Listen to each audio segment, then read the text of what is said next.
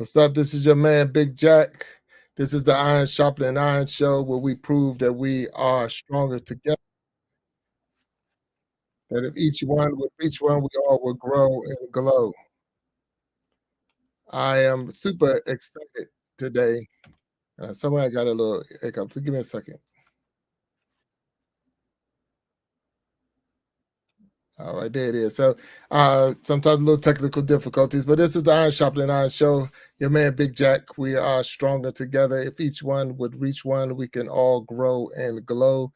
I am super, super excited about today because I have a wonderful guest that's going to come on, and we're going to have a good time in here. So stay tuned real quick. We're going to put our guests on right now. Hey, we got Dr. CeCe McKnight. How you doing, Dr. CeCe? Hi, good evening. Good evening. Oh, man, I'm so excited to have you here on the show. This is the Iron Sharpening Iron show. Right now, I just want to break it down to you. We are live. We are actually live on Facebook. We're live on YouTube, and we're live on Instagram at this very moment. And so how this work is, again, we're live. And it's the Iron Sharpening Iron show. By the time the show is over, your skills and my skills, we should clash in a good way, and we both want to be stronger when it's all said and done. So I'm, again, super excited to be on here. I'm going to get this out the way and get it out the way for everybody in here.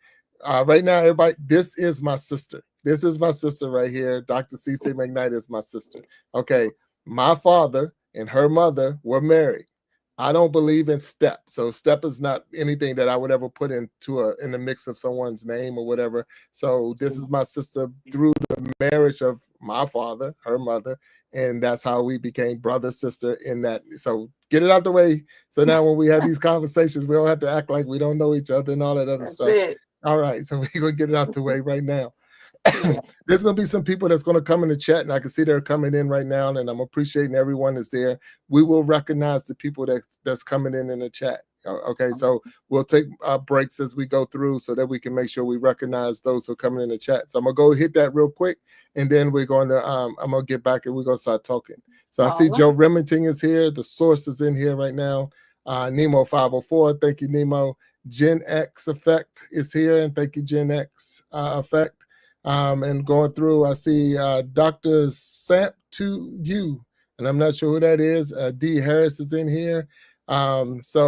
Again, Tyler Renee. So I'm sure a lot of these people was invited by you, Dr. CeCe, because I'm seeing some new names in here, which is really good. It's really good to have them come through and support. So this is Iron Sharpening Iron show, but I know who I am, but they don't know who you are. So can you tell us a little bit about yourself?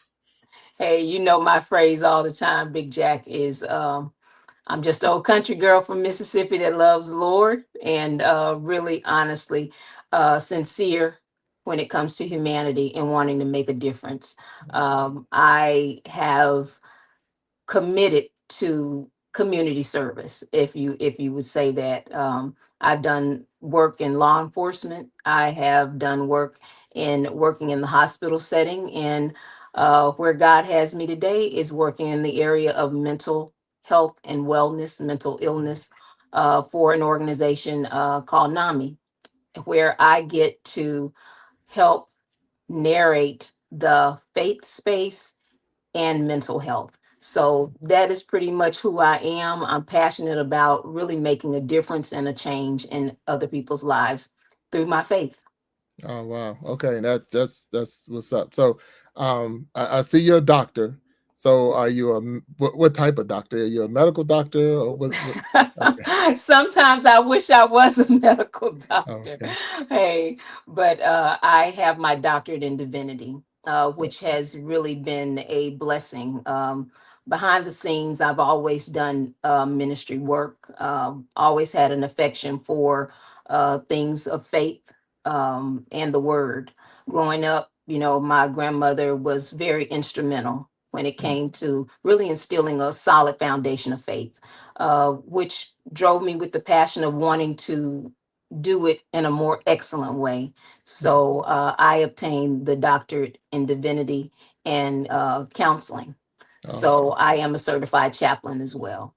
Oh wow! All right. And For those, I guess, chaplain, I know from my military days, the chaplain was something in only military, but there's other areas where people have a chaplain. It's not just a Oh, military. yes, Yeah. absolutely. Chaplaincy, the work that I've done, I'll speak about myself. The chaplaincy work that I've done has been in hospice. I am a cancer survivor.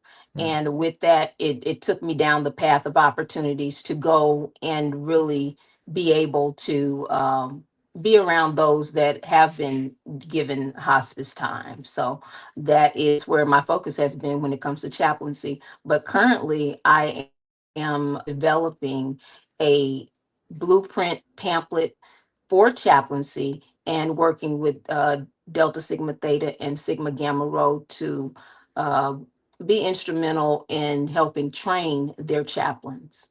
Oh wow. Okay. That's cool. That's amazing. That's through I, NAMI.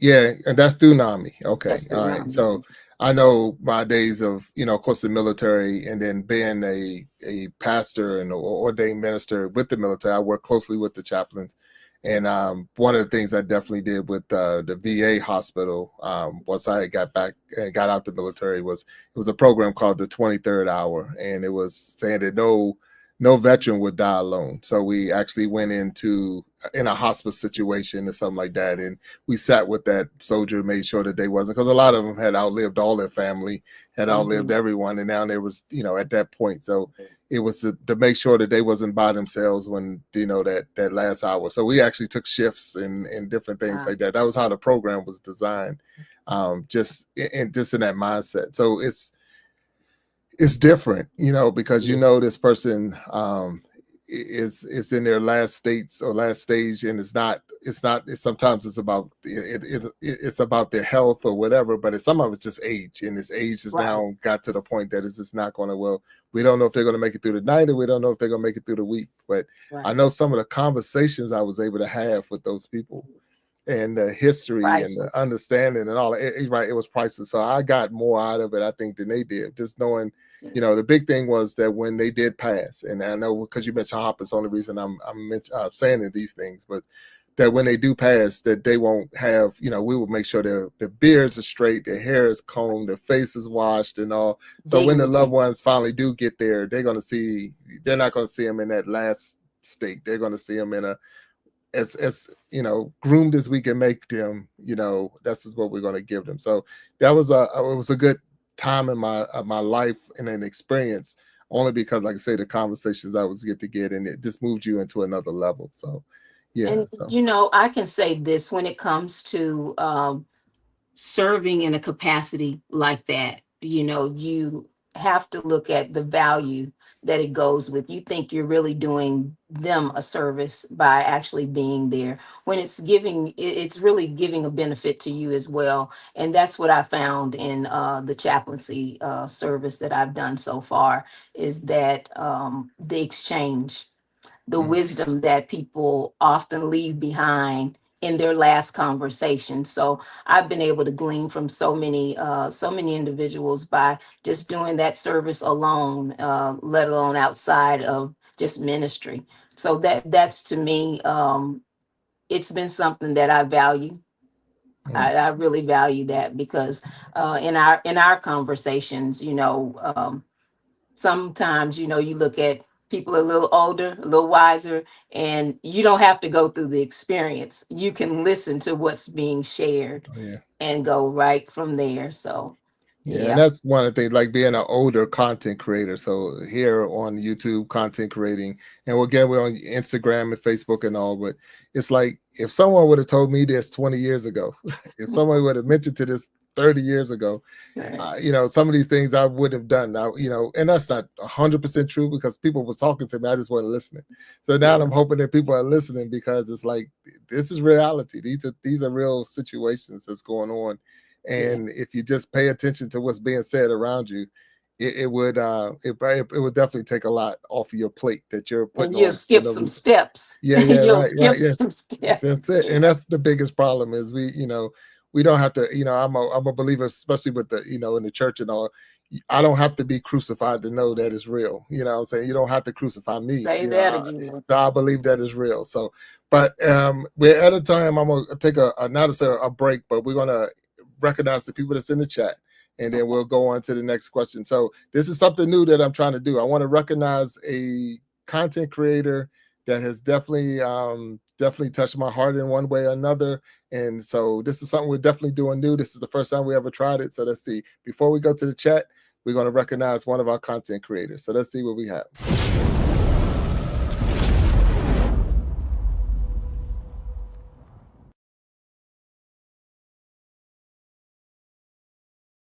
All right. So the first person we recognized was Destined to Recover. Definitely a wonderful person. Always in someone's chat, someone's live, always reaching out and being very supportive. So definitely thank you, Destined to Recover, for all that you do. And if you don't know about her channel, haven't seen her channel, I would say definitely go and check her out. We do have some people down in the chat. Start here with Tajmir. I see it's just coming in. The Double Rose Twins are here. Joe Remington is here. The Source is here. And I'm going up the list. So I see Reginald Jennings is here. All right, I know that person. I know that name. Hello, Reginald. How you doing? Gen X Effect is in here. Going up and still going up. The Cassie Kitchens Creation is here. And I'm still going up because there's so many, and that's good. Vonda Dorsey is in here. So some of these you might know. Yeah, I know some of those names If you know for the names, sure. you can definitely say hello to them. I'm just Yeah, trying to read them. We can get through yeah, and recognize LaShonda Holmes is here. Uh, yes, yes. I hope I say it right. And if I don't, give me a slap on the wrist later. It's Twala Lysandra. Williams, Burndo. If I say it wrong, please forgive me. D Harris is Wire. in here. Dr. Sump to you is here. And I think it says Audrey Yeah, Sample. Yeah, Dr. okay. All right. Sample. Yeah, Dr. Sample. How you doing, Dr. Sample? Nemo 504, the source, Joe Remington. And if I missed anybody, please forgive me, but we will definitely make sure we touch on you for being here. This is the Iron Sharpening Iron show. I got Dr. CeCe McKnight with me, and she is definitely a blessing to me throughout the years. Just that we Iron Sharpening Iron throughout the years. We've already had many conversations in many different areas of our lives, even growing up. And it was funny, but like I say, the relationship and how we even got to know each other. But it was just because of my parent, her parent, marrying, and then that's how we got to know each other and become brother sisters in that sense. So, but again, I say I don't believe in a step. There's no step in it. It's just it Right. is what it is. So, you said now what's the organization? Is no what is it called again? NAMI. NAMI. NAMI, NAMI. the Okay, National so Alliance on Mental Illness. National Alliance on Mental Illness. So can you tell us a little bit about that if you don't? I mean, if you can share. Sure, absolutely. NAMI is actually a grassroots movement that started with some mothers over the table and really conversating about their plight with mental illness of a family member or their own personal. And with NAMI, it reaches in so many areas.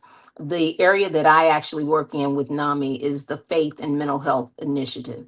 So I am instrumental in developing the content for those individuals that want to start a FaithNet program.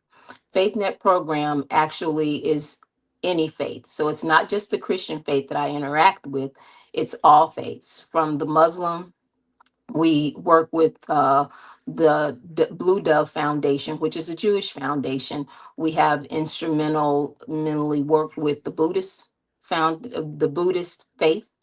So it mental health actually crosses all barriers. It does not discriminate. And I am blessed to have the opportunity to work amongst those faith leaders that want to incorporate mental health in their synagogues, mosques, their messages in their congregations. And NAMI has developed this particular department, which actually it's been ongoing but not at the national level. So I sit at the national level and I'm able to interact with all 50 states that 665 and still counting of our affiliate offices where we are able to reach what's happening in the community. So the organization has a 988 line Mm, where those individuals that may be struggling with suicide ideation, um, if you're struggling with any form of mental health, you're able to call into that line. And we have trained professionals that you're able to speak with. And we also have some other initiatives where it's strategically designed for that culture, that background. So for our African American community, we have a initiative called Sharing Hope. So if you identify as African American descent, then you're able to sit in on teaching, a training in order to learn how to incorporate mental health within that space. So it's other cultures such as Native American, and that's being developed for those that identify as Asian Island Pacificer. There is specifically a program design where it interacts for those that want to incorporate mental health into their initiatives, and it just kind of goes from there. So one of the things that I found in working for NAMI is, again, when it comes to mental health and wellness and mental illness, it knows no boundaries. It's does not discriminate. Is how I always put it. Mm. yeah, I can definitely imagine that, like I say, it's not a respect of person. It doesn't care if you're tall, short, fat, skinny, white, black, green, purple, orange, male, female. It doesn't care. And when you're dealing with mental illness, a lot of it for the years, and I'm sure you can expound on that some more. That it wasn't it was ruled out. Like it was one of those, Yes. like I know, especially from the African American community, Stigma. it was more like he just lazy, or he's hyper or whatever, but it's nothing wrong with it. But now we're addressing a lot of those issues and starting to treat those issues. But even that is still so new that we're misdiagnosing and mistreating to the point that it's like we'll just give them a whole bunch of pills, but that's not going to fix the problem. It might slow the problem down a little bit, but it's still something, and you don't really get over it. If I'm wrong, you might know better. You know better than me, but it's one of those things we think, well, they'll just outgrow it, and it Mhm. doesn't always outgrow. Uh, you don't outgrow mental illness. If once you have it, it's. If I'm wrong, please Yeah. correct me because Well, it's managing, and now okay. I'll say that. And one of the things that I have found being a faith leader and growing up in the Christian faith, especially the Black church, it's been a taboo subject. Mm, Nobody wants to talk about it. And the misinformation that's provided, I know I experienced it, was pray about it, anoint them with oil, fast. And I tried all those things.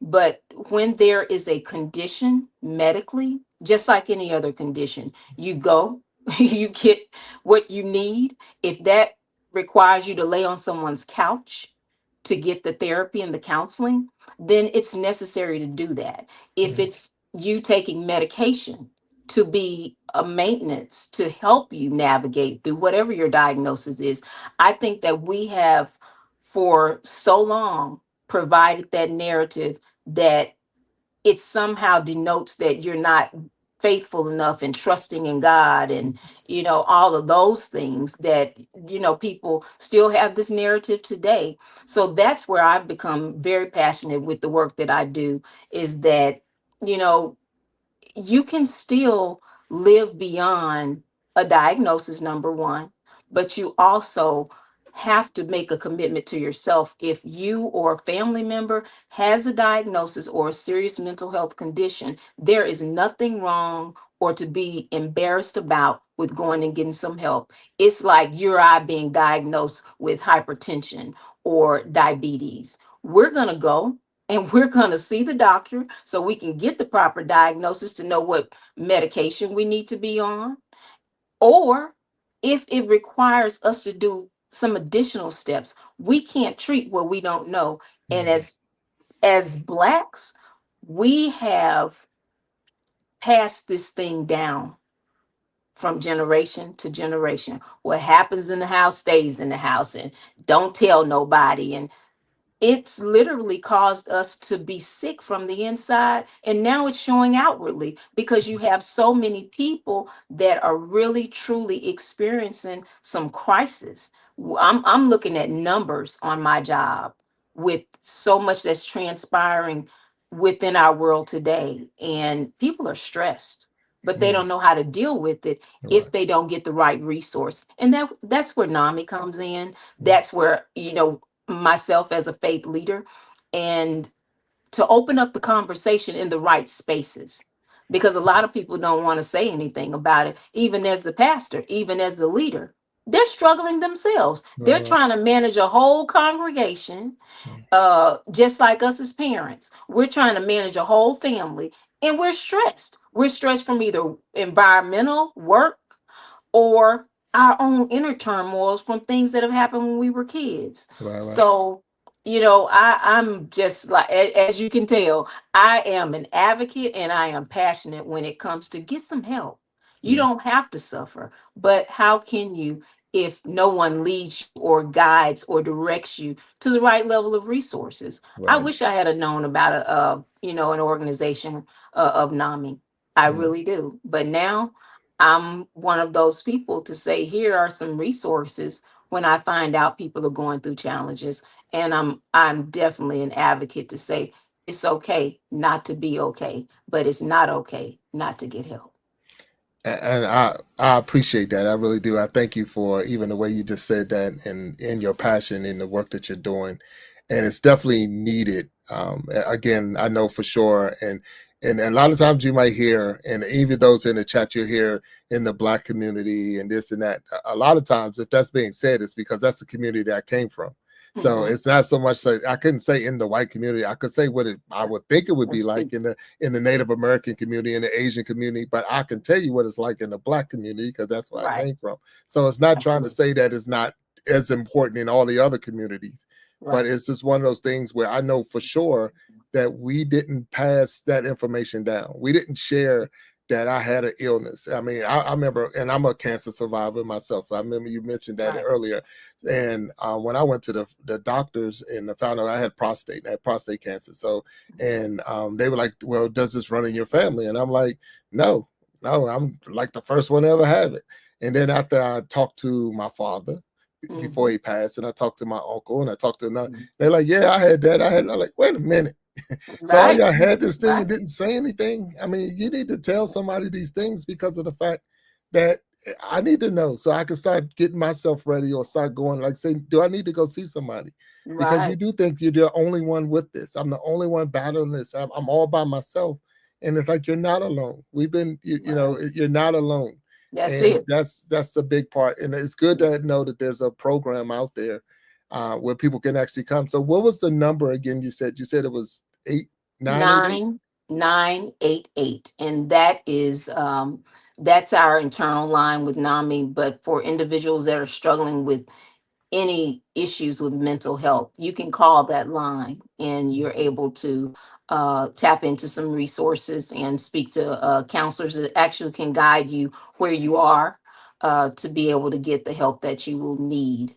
And you said something that I really want to tap into, when you talked about having a diagnosis and then later finding out that there are other individuals within the family that had the same diagnosis.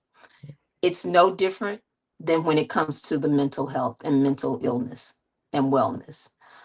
A lot of families that I have found in doing this work, they have other family members that actually have a mental health condition. Mm, But because of the taboo that goes along with having mental health issues or mental illness, however you want to spin it, no one says anything. mm, They'll say, oh, that's just crazy, uncle, whoever, or they just don't say anything about it and just dismiss it. And I really feel like we do a disservice when we're not honest about what's going on in the family. And that is leading me into another initiative that I want to be able to share with you, mm. that will be launching this year, and it's called Sunday Dinner. Okay. Sunday Dinner is actually an initiative. that is headed, and it's the dream, it's the passion, it's the brainchild, which is Sir Billy Dorsey. I'm working with Sir Billy Dorsey. He is a producer and a philanthropist. He is actually from Mississippi, and we were able to connect surrounding this particular initiative, which will bring faith and mental health to a multiple levels of faith. So Mm, you'll have representation to address mental health through the Buddhist faith. You'll have it through the Muslim faith. You'll have it through the Christian faith. And it actually, Sunday dinner, you and I kind of know it in our community as that time we go to Big Mama's house mm, and we sit around and we talk and we mm, share what's going on with us. So mm, this initiative is going to be the same thing. mm, And I'm so honored to be a part of it because I believe in conversation. I believe in opening up and sharing some of those deep things that folks really don't want to talk about. right, right. And I think it's healthy that we start re navigating our youth or young adults when it comes to conversations about things. I think our generation may have hid some things and didn't want to talk about it. But I think now, in order to equip and help make another generation healthier and stronger and more resilient, that we do open up and have these dialogues. So I'm really excited about Sunday dinner, and as that initiative continues to take off, there is going to be a 40 city tour that Mm, goes along with that. And I'll definitely be back to share some of the additional details about that with you, because there's an album that's attached to this initiative. So it's much bigger than what I can even share right now, but I'm excited that the work is really dedicated to those that are struggling, and no matter what your faith is, those that are really struggling with mental health and wellness. yeah, and that's a definitely a wonderful concept that's coming out. I see D Harris. I want to recognize the people that's in the chat. It's flying all off the chart. It's hard to follow, and I can't see it. So that's a good thing. That And means I just that want to say thank you again to you for the opportunity, and thank you for those that are logging in tonight to just support and hear what I have to say and share. yeah, and I'm too want to say thank you, and I try my best. I really do, to make sure we recognize the people that's there, and maybe give Yes. out the blue jackets and all of that. But it is flying. I can't even follow. I can't even find it. So, but they're handling each other in the chat. So I'm definitely awesome. As far as awesome having my moderators that's already in there, and if people don't have their blue jackets, it's not being disrespectful in any kind of way. That's what they say. They give people their blue jackets and all. But I'm like, I can't Okay. I can't move fast enough to get it. So I wanna pay attention to what you're saying, and I'm missing out on the people. So I will definitely make sure everybody gets their blue jackets. And I appreciate those who are out there talking and all. And I'm gonna hit another. Remember, I said I'm trying to recognize different people, so we're gonna do another Right. recognition. Try to get Okay. through this chat, and then I'm gonna ask you some more questions. But please All right. stand by real quick, and we're gonna hit this thing. So let me see if I got another one on here. Let's see. Boom.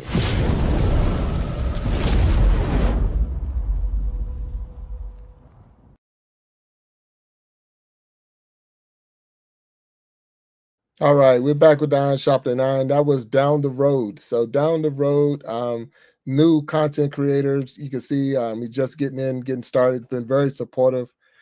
Excuse me, leaving a lot of messages in the chat and things like that on videos and supporting. So if you know Down the Road, or if you don't know Down the Road, definitely make sure you go and check out his page and his channel. And so I don't want to say the negative. So what's the success stories? What's some successful stories that you have had as far as in your experience with your program or in the ministry and all?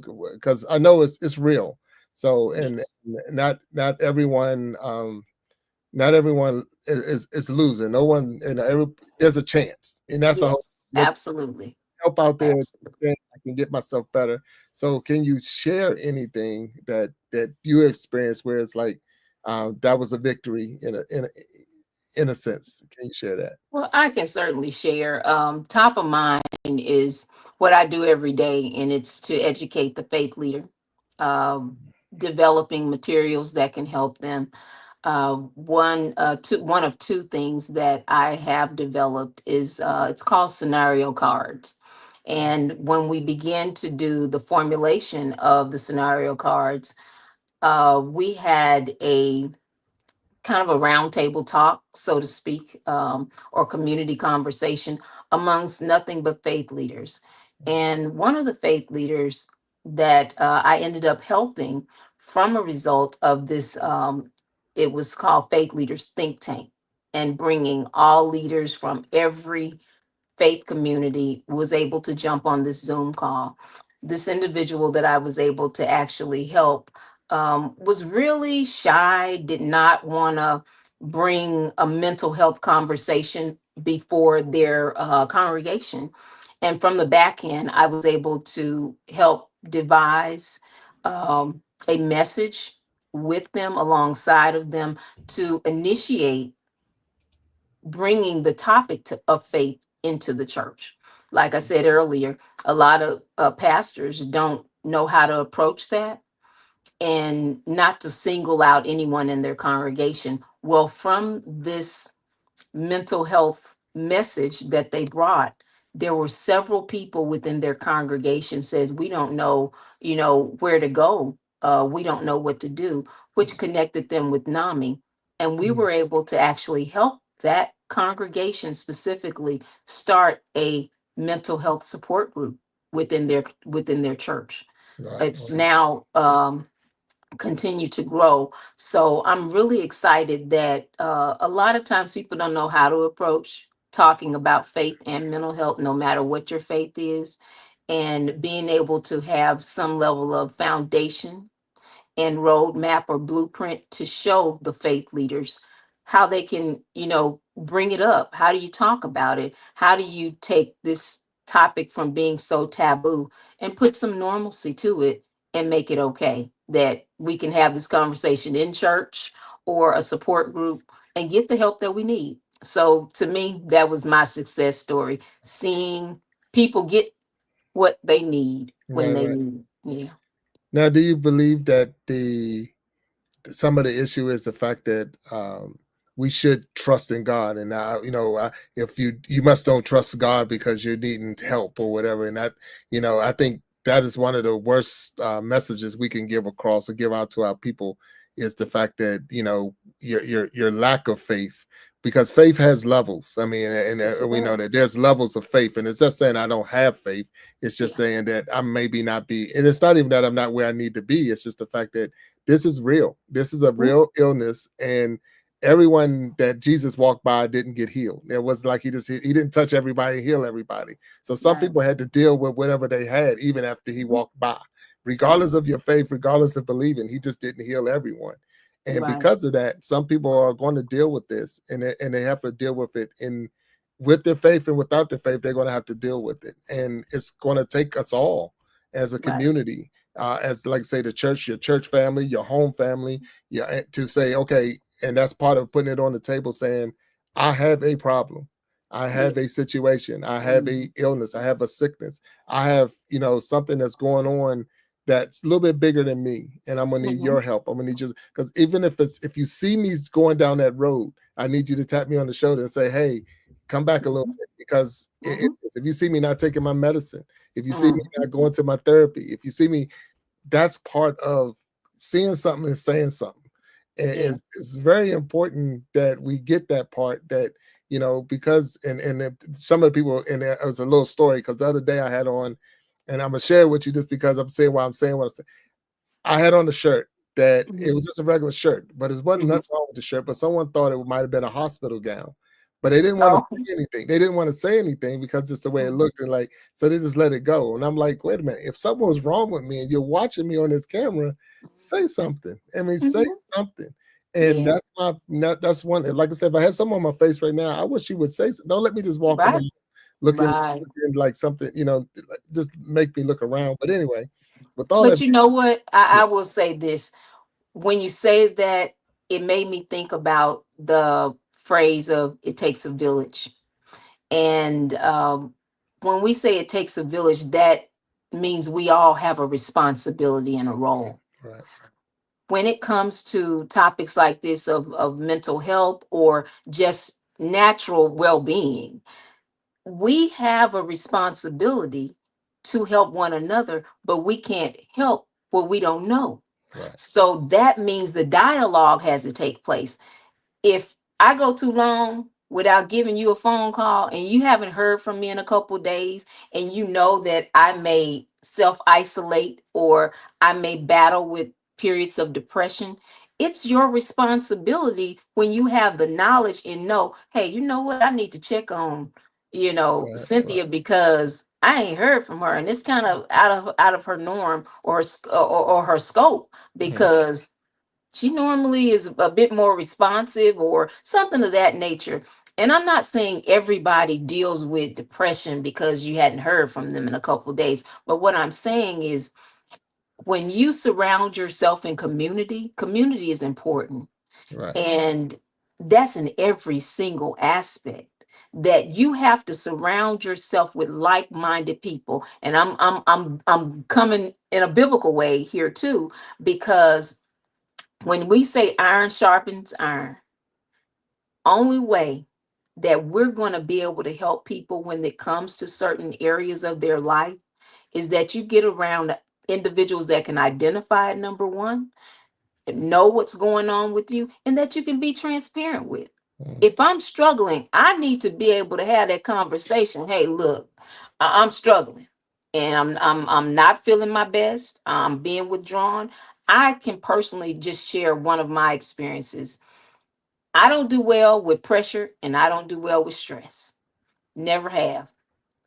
But I have a girlfriend that when she knows I'm going through a period of stress or anxiety, she's going to pick up that phone. She's going to call and say, "Girl, what's going on with you? You're not yourself." And I appreciate that simply because she identifies the pattern. Mm. And the only way that we identify patterns is we have to put ourselves in that atmosphere. Right. And that's what I'm saying about community. The whole phrase of iron sharpening iron means it talks about relationship. Right. You wouldn't be able to sharpen the other iron unless they connected. And Right. it's the same thing when it comes to what we're talking about here today. You have to get in the right community. You have to be able to be transparent and honest, and you have to get healthy and whole. And that's very good points, and I appreciate you even sharing that insight and even your story. Because the thing is, a lot of times the person don't be honest. We don't be Right. honest with everybody. We try to hide it, and I'm not gonna say males more than females because it's Absolutely. broke down like it's a bad thing, or you're showing your weakness or whatever. Hmm. So but because this is so real and a lot of it that I would something I suffered when I was in the military. So I was in the military and I received some burns. I've received second-degree burns over half of my face and down my arm and things like that. But for the longest time, I was afraid of fire. I mean, straight afraid of it. Someone was lighting a grill for a barbecue, and I'm like way back that this that. But I was hurt, and I wasn't afraid to tell anybody I was hurt. And because of that, it took me a long time to get over the fear of being in that situation. Hmm. And when you're dealing with a mental illness in a way, you're hurting, but Yes. you don't want to tell anybody you're hurting or I'm afraid because it shows a sign of weakness. It's like you Yes. should, or they tell you should get over that. You should, why are you still Hmm. stuck on that, or why are you still hanging on to that? But I'm in Right. real pain. I'm Yeah. in real pain, and because I don't know where to go, because I don't know that there's a program out there that I could actually call and there's Hmm. a helpline to help me. The people that you turn to are the ones that you think love you and the ones that you think is going to help. And sometimes they're the ones that's going to beat you down the most.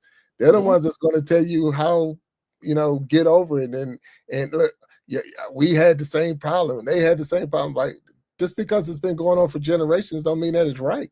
It's time. Why Exactly. don't It's time to somebody got to stop the stop it? process. Somebody Yeah. got to stop it. and that's where we sometimes lose it, because of the fact is, because I already know what they're going to say, I don't tell them. And now you find yourself in a situation that you're not able to get out of, or Right. it's far worse than what it could have been, because you just didn't know who to talk to, you didn't know where to go. Even like you said, if I'm turning to the church and they don't even know how to talk, who do I turn to, where do I Yes. go? And that's the, even a lot of people don't like say seeing a psychiatrist, seeing a therapist, seeing it's just like unheard of. I'm not, Yeah. nothing's wrong with me, I'm not sick, I don't feel it, I don't have a fever, Yeah. but there's a whole different level of, like I say, on the mental side of it. And that's, I mean, from definitely from the military, I can tell you that was that PTSD, Yes. and how it was just ruled out like it wasn't real. Yes. It's not It's real. all in your head. And PTSD is not just a war thing. It's not just a Right. military thing. You It's can have not. PTSD from a car accident. You can have, Yes. it's the post That's right. traumatic stress syndrome that you have, Mm-hmm. that is like, I was in something happened to me, Mm-hmm. and it changed my whole mental or my psyche about that situation. I That's don't want right. to drive anymore. I don't want to be on the highway. I don't want, Right. because of the trauma that I went through. And Yeah. we have to, as people, start recognizing that and respecting that that person might be dealing with something that's way bigger than what we can see with our eyes. And Yes. because just because I can't see it, don't mean it's not real. And I Absolutely. respect you for the work that you're doing, and thank you for sure. Absolutely. You said something that hit home for me. We can see a person if they get cut. We can see them bleed. We see a person if there's a bruise or an affliction on the outside. But what happens when the mind has received trauma or gone through an experience? We really can't, readily see that. But when there is trauma, whether, like you said, from your experience with fire or an emotional trauma that you've done, it does such a disservice when you can't discuss that. And in discussing it, I'm not saying take it to anyone. I'm saying find the professionals that can really help you process that. And we have to normalize that. There's something really wrong when, if I have a headache and I consistently have a headache, that I don't go to the doctor and say, maybe it's high blood pressure, maybe it's uh signs of aneurysms. There are processes that you go through to determine what that sickness is. So it's the same thing when it comes to the mind and the traumas and the experiences that we've gone through. We have got to get into a place to normalize getting help when it comes to your mental wellness. And that's it. It's beyond sitting on someone's couch. What are you doing on a daily basis that helps you manage your mental health and wellness? Mm, Are you taking vacations? We're bad as a culture of people not stopping work. We will work from sun up to sundown, and we're not taking a pause to really take that time and step away from everything you do on a daily basis. If we miss church, someone's will look like, well, I wonder what's wrong. mm, Nothing has to be wrong. It's okay. I didn't go this Sunday. yeah, Or, okay, you got days on your job that you can take off for personal days. Take some of those personal take days. the I'm days. guilty because I Right. would keep working and my days would stack up. But then if I come to a place where I'm just totally stressed out, that's on me. Mm, We have to use the tools and resources that are available to help us stay well.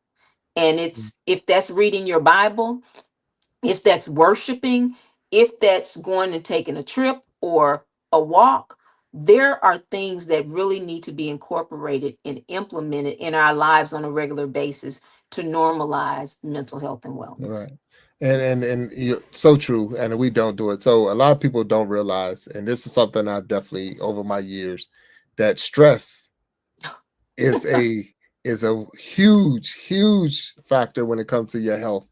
Yes, Your stress alone will cause other things just to break down, just because of the totally. stress that you put on yourself. So, That's and we right. put so much stress on ourselves, like I say, to put the keep the roof over our heads and Mhm. the clothes on our back and the food on the table, and then we got kids, so we stressing out trying to make sure that they have it, all of They're those good. basic essentials, and even some of the not even the basics. I mean, I remember having a basic life growing up, but I know that I put stress on my mom.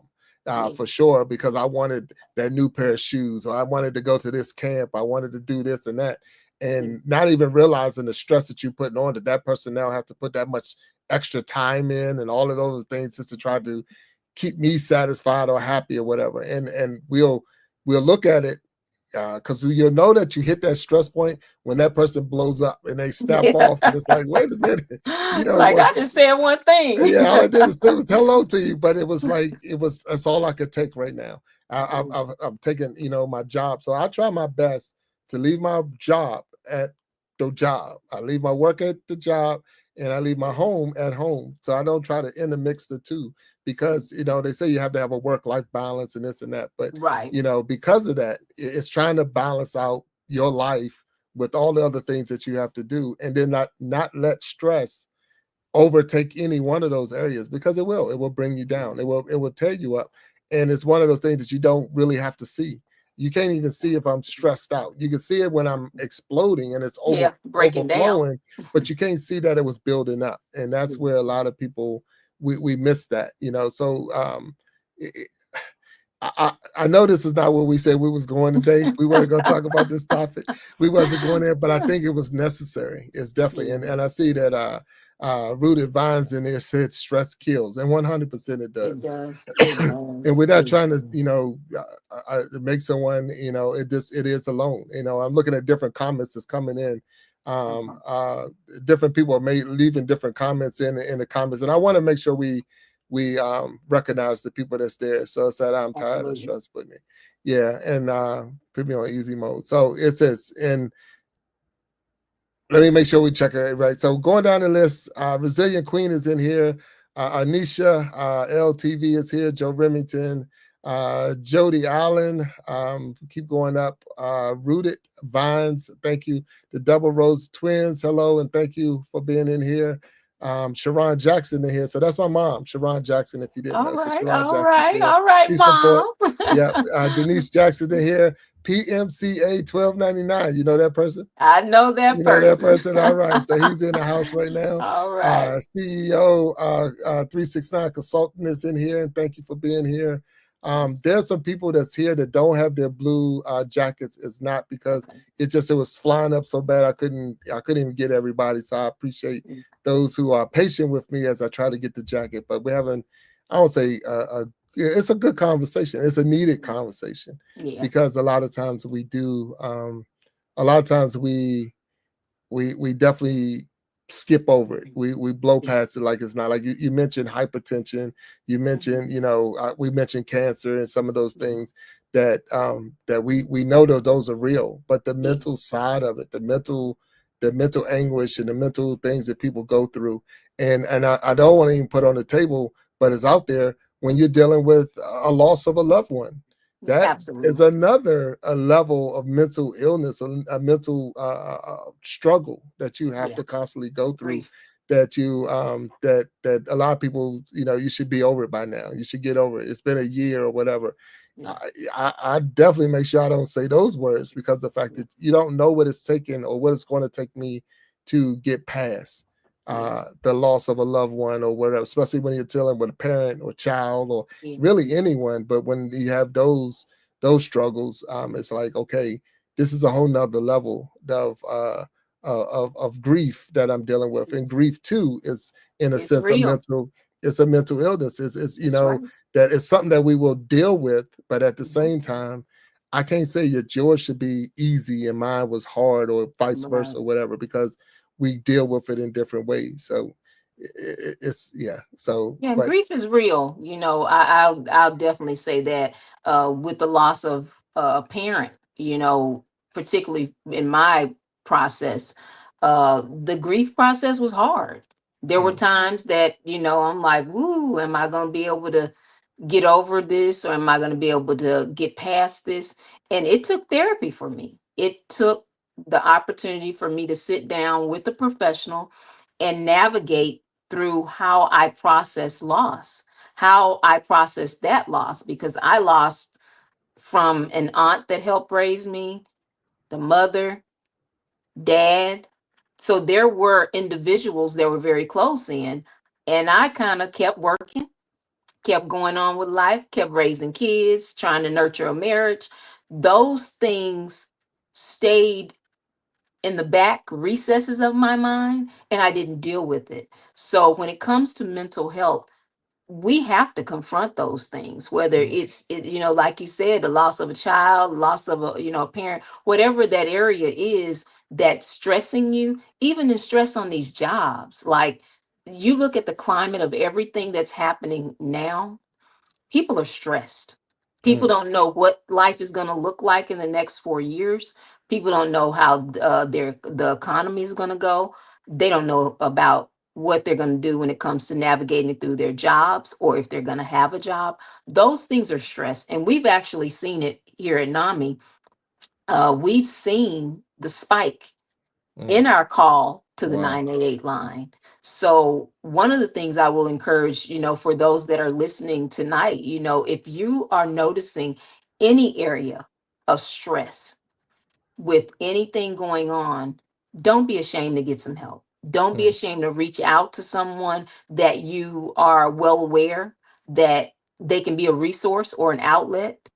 And if that means going to a professional to just talk some things out. I'm not saying medication is for everyone, but that too, if it's necessary or needed, but at least get in the environment of a mental health professional that you can talk to and be able to process what's going on with you. right. And I Mm. appreciate that. That's real talk right there, and that's needed.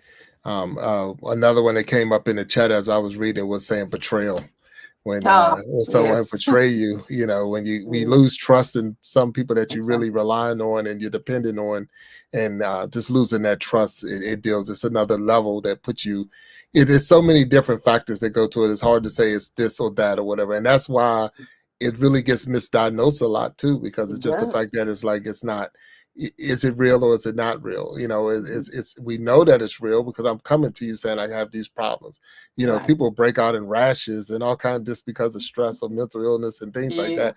And like the signs are showing, but no one is really listening to what I'm saying. You're not hearing Right. me. I'm telling you I'm having this problem. And That's right. unfortunately, it can lead to suicide and Yes. self-harm and things like that. Right. And it's unfortunate. It could be just not say just, but it's a job. I'm worried. How is my family going to eat? How Yes. and because of this, I'm not able to provide for my family. People have this mindset that it's easy if I take me and my family out, and that's Right. very unfortunate to hear. That's like, wait a minute, whoa, whoa, we can Yeah. find another job, but we can get through it. That's the man you had mentioned before. Some of this is a season. Some of this we just have to. But how long is this season? How long is it going to be? Right. Because Right. every day seems like an eternity. It seems like it was forever. It don't seem like this has been the longest month of my life. It's like these are Right. because you're dealing with real situations that some Hmm. people have never dealt with in their life. They never had to face this. They never Right. had to even think about where the next meal was coming from or where the next paycheck is coming from. Right. And now they're faced with things. So I can imagine what the spike in your calls Hmm. and cases and all of that. And it's not about having lack of faith. It's not about not No, it's believing in not. God. It's not about and that's what we have to definitely get across to anyone we're talking to, that it's not just about you That's know right. you not trusting God. I Right. trust God. I believe in God with all my heart, and I'm still going through this. Exactly. Does that mean that God is not real? God is still real. Still Everything is very still, real. but at the same time, this situation is real. And It is. but the thing that I lean on a lot, and I really do, and I have to look at the scriptures to be true, is that the Lord would never put anything on me that I can't bear. Come on. So, Come on. so That's it. if I'm going to believe that, then it's going to be just the fact that I can bear it, and And I that's can going to get be my through. biggest part right there. So definitely thank you on that. So with that, we're going to try to recognize we're real close to the end of this time. So I want to, Okay. and I thank you for sharing all that you did. So I see we got Rooted Vines down there. She's they've been putting a lot of comments in. Resilient Queen, Joe Remington is here. Anisha, also CEO 369 Consulting. Rosalind Jennings is down there. Hello, All Rosalind. right. Hi, Rosalind. Sharon Jackson, and I'm going up the list of all the different people. D. Harris is here, and if I miss anybody, again, like I say, I forgive, or please forgive me. The Double Roses twins have been very supportive. I know that PMCA is out there. Keep going down. Denise Jackson is in there. Jody Allen is in there. Mind Games is here. Hello, Mind Games, and thank you for being out here. And he said I put him on, throw him under the bus, but I know he's joking on that. So, Lyrics by Nithya is in here, and as I keep going up the list, so we're almost time, or almost at the end of the Iron Sharpening Iron show. And normally we do go into the after show where we allow people to come on the stage, and if they have any other questions or comments. So if you have time, we'll definitely, I'm gonna put the link down in the chat, and if there's anyone, now here's the rules to that: you have to have a blue jacket. So if you don't have a blue jacket, you cannot be a guest unless you, Dr. CeCe, you tell me you know that person, because Okay.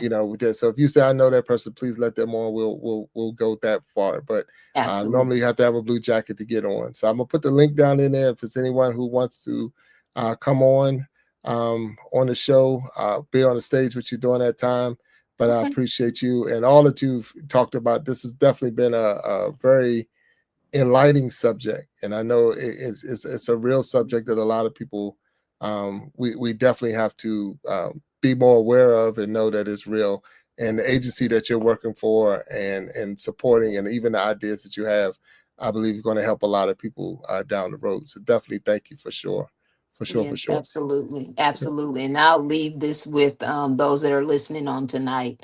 When it comes to any levels of stress, anxiety, or you're struggling, you're just emotionally struggling, there's no shame in reaching out and letting someone know so that you can obtain the resources.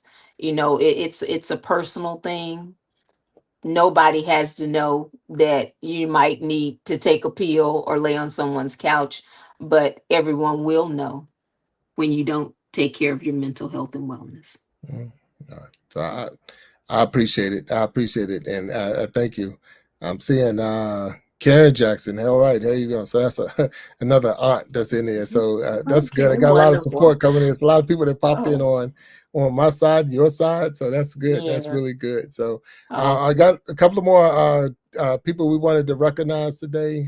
So I'm gonna drop one here. So, because this is something I'm doing different with the Iron Sharpening Iron show, we're definitely trying to recognize different content creators that have been definitely supportive with the channel and different things. So it's not a picking up, just pick certain people, but here we go.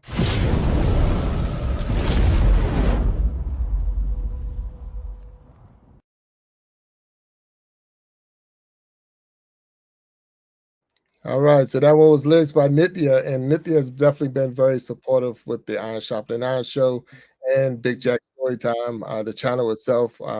And I just wanted to make sure that we recognize some of the people out there that's definitely been super supportive. So we're gonna go into the after show, and if you can go with me, I appreciate it. I thank you. What I'm gonna do is drop a quick commercial, and then when we come back, we'll be in the after show. And if there's anyone who want to come on in, I did put the link down in the bottom. So you're more than welcome to come on in. I'm gonna put the link one more time. I do see we got one person down there already, so that's a good thing. All Um, right. come on if you have any questions for Dr. CeCe. The chat will still be going. So if you want to put your questions in the chat, and if not in the chat, if you want to come on live with us, you're more than welcome. There's the links down there. So let me get this commercial, and then we will definitely be back on the show, and we'll be talking. So this is a promotion we got coming up on the 22nd. So here we go. All right.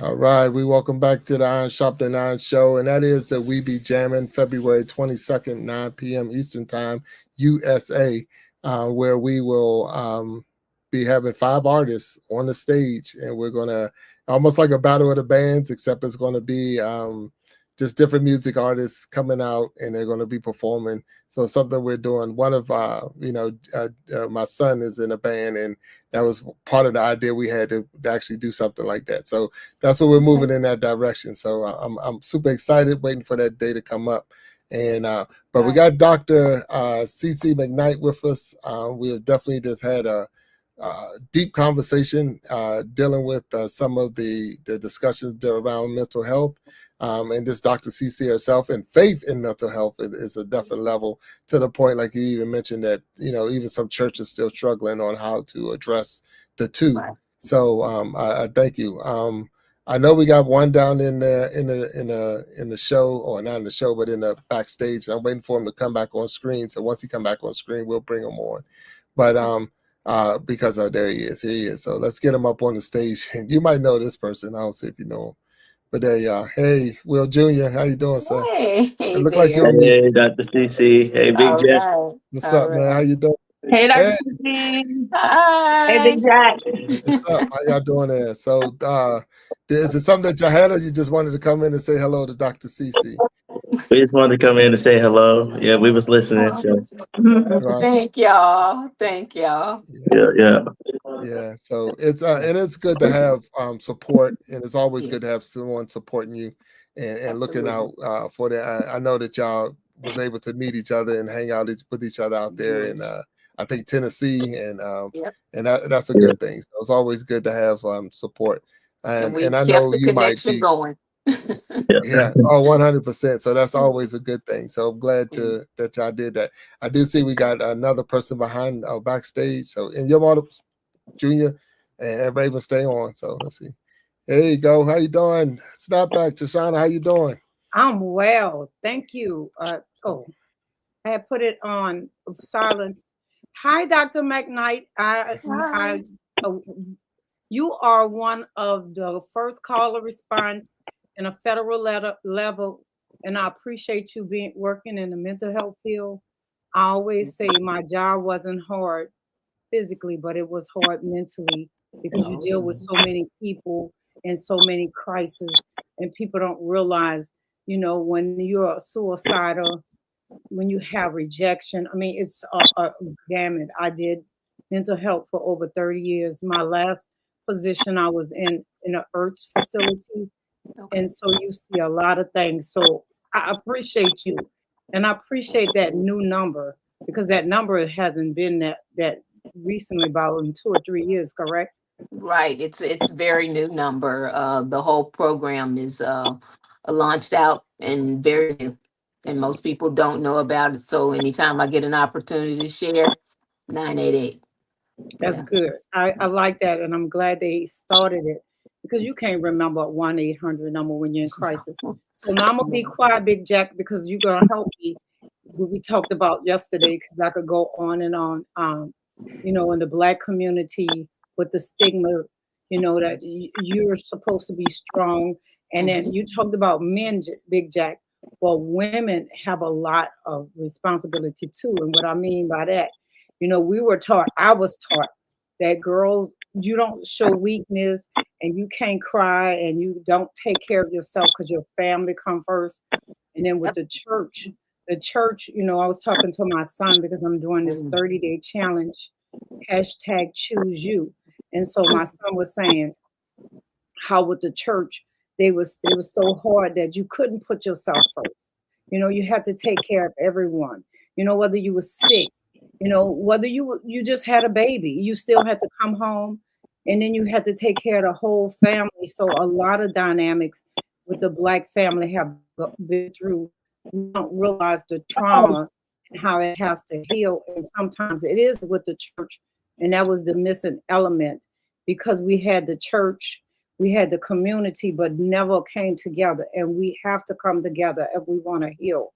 The church have to come with the institutions that administrate the mental health. And I like you said, and I'm gonna finish. like you said, mental wellness, because we talk about the mental illness. But if you take care of the mental wellness before you get to the illness, Right. you won't have Right. to worry about that. So I appreciate you. Thank you. Oh, thank you. Thank you Yeah. for your comment. Thank you for your dialogue, because it's still needed. A lot of times we don't realize. I will personally say, I actually had a friend of mine point out to me, and this was so so necessary. But I am always doing something, even if I'm on the phone. Rarely do I ever sit still and have a conversation. I'm putting clothes in the washer, I'm doing dishes, I'm, constantly doing. And they said to me, Cynthia, do you ever just sit still and do nothing? And I had to pause, because in my head, the narrative of you got to make sure everything taken care of, you got to keep going. I know you're probably tired, but this needs to be done and this needs to be perfect, and you got to show up pristine and all put together. That's a lot of stress. It is. And that is something that we battle so much within our community. I don't think that people realize or recognize that you will run yourself into the ground trying to handle every single thing. But it's okay to choose you and say, hey, I'm going to relax. I'm not going to do anything but put my feet up. On my day off Friday, I grab my laptop and I started back to working, to the point that my director had to say, you need to take that personal day that you put in back, because you've been online working. Mm. And that's when I had the epiphany. I'm sitting here trying to tell people about mental health and wellness, but girl, you need to relax yourself Wow. so you Mm. can stay well, as you said earlier, to stay So well. So it's yeah, it's important, and thank you for that commentate yeah. on what you said, because it's so necessary. Snapback, we thank you, and stay, please stay. We're gonna bring Paul McKnight on, and I know you know who that is, Oh, Dr. CeCe. All absolutely. right, all right. So That's my baby brother. yeah, for both of us. But Yep. anyway, but with all that being said, definitely the question is up on the screen right now. And it says, "What advice do you have for someone struggling, but living in denial? For someone struggling but living in denial, do you have advice?" So a lot of these questions are coming to you, Dr. CeCe. So, Okay. is there something that you, any advice or any Yeah. answer for that? I will say that when you're struggling, um, you have to get to a place of being honest. You might think nothing's wrong, but you do yourself a disservice without when you don't get in the surrounding or environment of people that can help you. If I know that I am struggling, whether it's with any health situation, I'm going to go to the professional to get some help, then allow them to tell me what's the best blueprint or outline to get healthy or to maintain whatever I'm going through. It's no different when it comes to your mental health. You first of all got to acknowledge and get real about it. I got a problem. Michael Jackson had that song, I'm starting with the man in the mirror. We have to be honest. If we are struggling and we see those signs of us struggling, we need to go and do something about it. And it becomes our responsibility to get well at that point. Mm, wow. I mean, that's definitely good points right there, 100%. We're here on Iron Sharpening Iron after show. They got Mr. Paul McKnight just came up on the stage with us. In the Rooted Vines put in, it all starts within. That's how I was able to heal. It was a rough journey. So I can only imagine what you're saying, Rooted Vines, and thank you for sharing that with us. If you do have a question for Dr. CeCe, or if you want to get up on the stage and ask your question directly, you're more than welcome. I'll put that link down in the chat again. Paul, how you doing? And thank you for being here on the Iron Sharpening Iron After Show. Is there anything you want to share or to say to Dr. CeCe? No, just as always, good to see her. Uh, we talk sparingly on the phone. We talk about being busy, and it's kind of funny because you and I talk about now teaching ROTC, and she talks about NAMI, and sometimes when I get a few minutes and I talk to her when I get off work, it's interesting when you talk about kind of knowing where you are in your mental state. And I teach mainly seniors this year, and it's always interesting to see, like, after Christmas, the stress level they start to come up to, simply because that mapped out plan, kind of saying how you got to be pressed and what your day look like and what's on your to-do list. When they realize they don't have a piece of paper, let alone a pen, they can't generate a to-do list. And as you talk about dealing with that stress and we have conversations, you realize the generational gap. I'm realizing generational gap. Mm. And it's interesting that we talk about the older we are, how we have to take a mental health day. Yeah. But it seems like the younger generation is in a perpetual mental health day. Mm-hmm. Stress that the only thing they can do a lot of times is more or less check out. Hey, this is too much. This is too much. And it's interesting because we to me, where we sit right now when I listen to your conversation, I don't know if there's a middle ground. And I would say, from my perspective, it's a little unnerving, because without a middle ground and being on these both ends of the spectrum, how do we move forward as a community? We either really work hard here, or really just gun shy over here. We really are almost frozen in fear of stress. Yeah. And so I listened to, I think Rooted Vines was talking about how she started to heal. And I think it's interesting because I would like to hear someone else talk about, where did their journey start?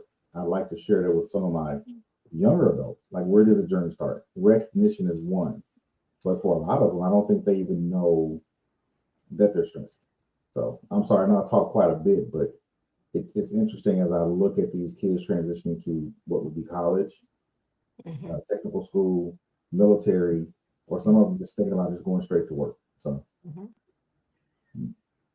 Well, I can I just address something you said that really stuck out for me, and I notice it in the young adults that I am dealing with. They don't know how to handle stress. It's like they freak out. They don't know what to do. Everything seems to be a stressor to them. But when I go back to really evaluating and looking at that, I say, where did we fail to not give them the tools to be able to manage their stress? Because to them, every day is a meltdown. Life shows up, but it's like they're missing a component of fortitude and resilience to be able to navigate. This is just life stuff. And they deem it to be a whole situation, and they don't know how to navigate through. So I wonder, where did we, as parents, maybe we didn't give them those tools, or did we have the right tools is another question. Did we have the right tools where we would be able to hand that baton off to say, you can get through this. Here's some of the steps. So just listen at what you shared, where is that middle ground? I can't say I have the answer to that. Yeah, I think the question you're asking, I think there's been an overcompensation from our generation to the next, but I think our generation has to recognize there's no middle ground and start to rebuild that middle ground. We have to bridge that gap. And so whether the tool was a good tool, maybe I needed a scalpel, but I was given an axe. But we teach them how to use the axe until they can get to getting precise with the scalpel. And so, that's my analogy of, if we don't start somewhere, that gap is going to remain. And so again, Right. I said, my question has been, what does that first tool look like? Where do we start? How do we start? And I think that's always the biggest question, and then the biggest stumbling block of that's the question. But again, let's start with the axe. Let's not look for the refined tool. Let's start with the broad tool and work our way back to them. Yeah. Now I'm asking this, and before we get to the question that's down in it, were we that much different when we were younger?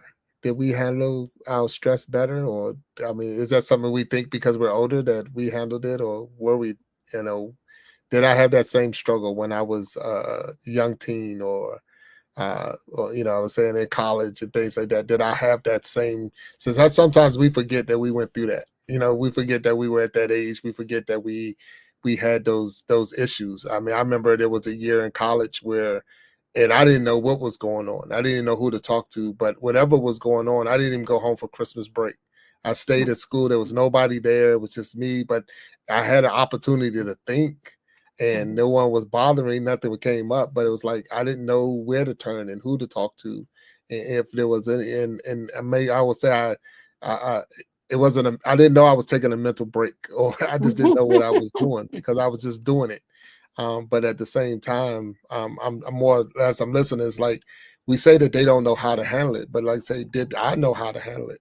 And who taught me how to handle stress? You know, because I mean, I'm a child of the '70s, you know, and there was a lot going on at that time, and it's like, did I learn how to handle the stress? Or it's just like my parents showed me or didn't show me. They didn't even, I didn't see that we were going through. I didn't know that we were poor. I didn't know that we didn't have this or whatever. We just did. We got by, you Well, know. And then as I got older, it was one of those things not showing my kids. They didn't see the stress that I was going through as I was working 2 jobs and all that to make sure that they had. They didn't see it. And so I guess, like he's even mentioned, we do the disservice because we don't teach them, because we don't tell them I'm going through. I'm not going there. So right there, and I'm listening to myself talk. I'm hearing it. Like I said, we don't share this information. We don't say, hey, this is a tough time right now. And that's one of the things I see what the question is, Dr. CeCe, what tips can you suggest to help a parent have a DAP conversation with their young children on identify what's going on with them? And then they actually explain to, if you don't know what it means, let me see, what is this? Make sure I get the right one. I apologize. What he said it meant. There it is right there. Boom. And that's what it said. So sorry, DAP means developmental appropriate practice. So having that conversation with your kid to say what's going on, you know, what advice could you give? Well, I will say something that we actually practice at work. Before we start any meetings, we do a check-in, and we go around the room on our Zoom calls, or if we are in person, and we ask, how's things going on with you? How are you doing? You know, anything happening in your life you want to share?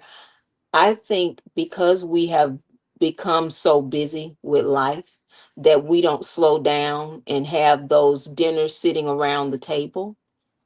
That's why I mentioned earlier about Sunday dinner. It's such an important initiative because it requires you to slow down. And I think as parents specifically, we need to invest that time to setting aside time to have those conversations with our kids, to really pick their brain and find out what's going on with them. That's really a lot of the bulk of how we're going to know if we don't slow down and take the time to talk to them and then be able to pour into them through our wisdom how they should be able to navigate through what they're going through. All right. Yeah, I mean, very good points. Definitely good points. I Yeah. mean, you need, again, I know that one of the hardest things it is for a lot of people is to just be open and willing to tell somebody they have a problem. I mean, that's just one of the, I mean, especially if it's not something that's obvious. I mean, Right. if I had, like you said, if I had a cut, you could see it and it'd be obvious and I don't have to explain it. But when I'm dealing with something that's internal and I don't have to, no one can see it, I want to try to hide it as long as I can. Yes, you And I want can. to hold it in as long as I can. We do it. I know I do it. And then there's something, where it's like you have a pain and you need to go see somebody about this pain, but it's like, it'll be all right. Let me walk it off. Let me take an Advil. Let me take a Tylenol. I'm gonna wrap it up. Let me soak it, put ice on it. Like, won't you go see a doctor? Won't you go and get somebody to look at it that might know what they're talking about? because that sometimes will be the edge or the help that's going to get you that you might need to properly diagnose what the problem is. And that's where we constantly I really think we do a disservice to ourselves, and then because we don't share that information, we do a disservice to anyone that's coming behind us. Because like I say, I mentioned my issue where when I talked to my father and I talked to my uncle, and they both had that same thing, and I'm like, why y'all didn't tell me? Because because now I know it's in the blood, it's into this and that, and then it could be something that I might have needed to go get checked out earlier and not wait later. So, and that's something that if you knew you had a problem and it wasn't just your problem, that your mom or dad might have had the problem, your grandparents might have the problem. Maybe we can get this addressed and do something about it, or maybe we need to get it addressed and do something about it. So I truly thank you. So again, there's no direct answer, I don't think. I mean, because so many people come in so many different ways. But with that, it's just the fact that get help if you can, and if you see something, say something, and if you can, be honest with yourself. And hopefully, I'm not hopefully, but if you be honest with yourself, and there's some people out there that can help you for sure. There's another person off stage. Just see if we can get them on real quick. And that's Big the limit. Jack, I would like to say something before you go on. Go ahead. Yeah. And you was talking, well, your brother actually was asked the question about the difference in the age. I agree that we went through different struggles, but the difference is if our parents didn't tell us, our society and our community told us. That's right. So we had an outlet, but also they didn't necessarily tell us, but we felt it. We knew it was in the house. A lot of times we're keeping things hidden from children because we don't want them to know that we suffered. We don't want them to know that we are struggling. One of the things I did when I was younger and I didn't have money and my son wanted something, I never made promises that I would give him something. I would tell him when I'm able to afford it, I will give it to you. But with the younger children, we give them so much and we want to keep so much from them. We don't want them to go through things. And how you get resilient is by going through, because then you have memory mass. You have the ability, because you came through one thing, you could come through something else. But we don't want our children to fall. We don't want them to break. We don't. In school now, children in sports, you had a winning team and you had a losing team. And so now children just get certificates for participation. And so you don't learn the art of sportsmanship. You don't know that you have to work hard. And in real life, it slaps you in the face, because now you have to deal with now you have to deal with confrontations, and you don't have the skills or the ability to handle it. Generations are they're so broken now that they want somebody to say, I love you. They want someone to correct the behavior. We're so afraid of them now that even in the school systems, the principals have so many mandates that the teachers have to follow. Nobody wants to correct the child or their behavior.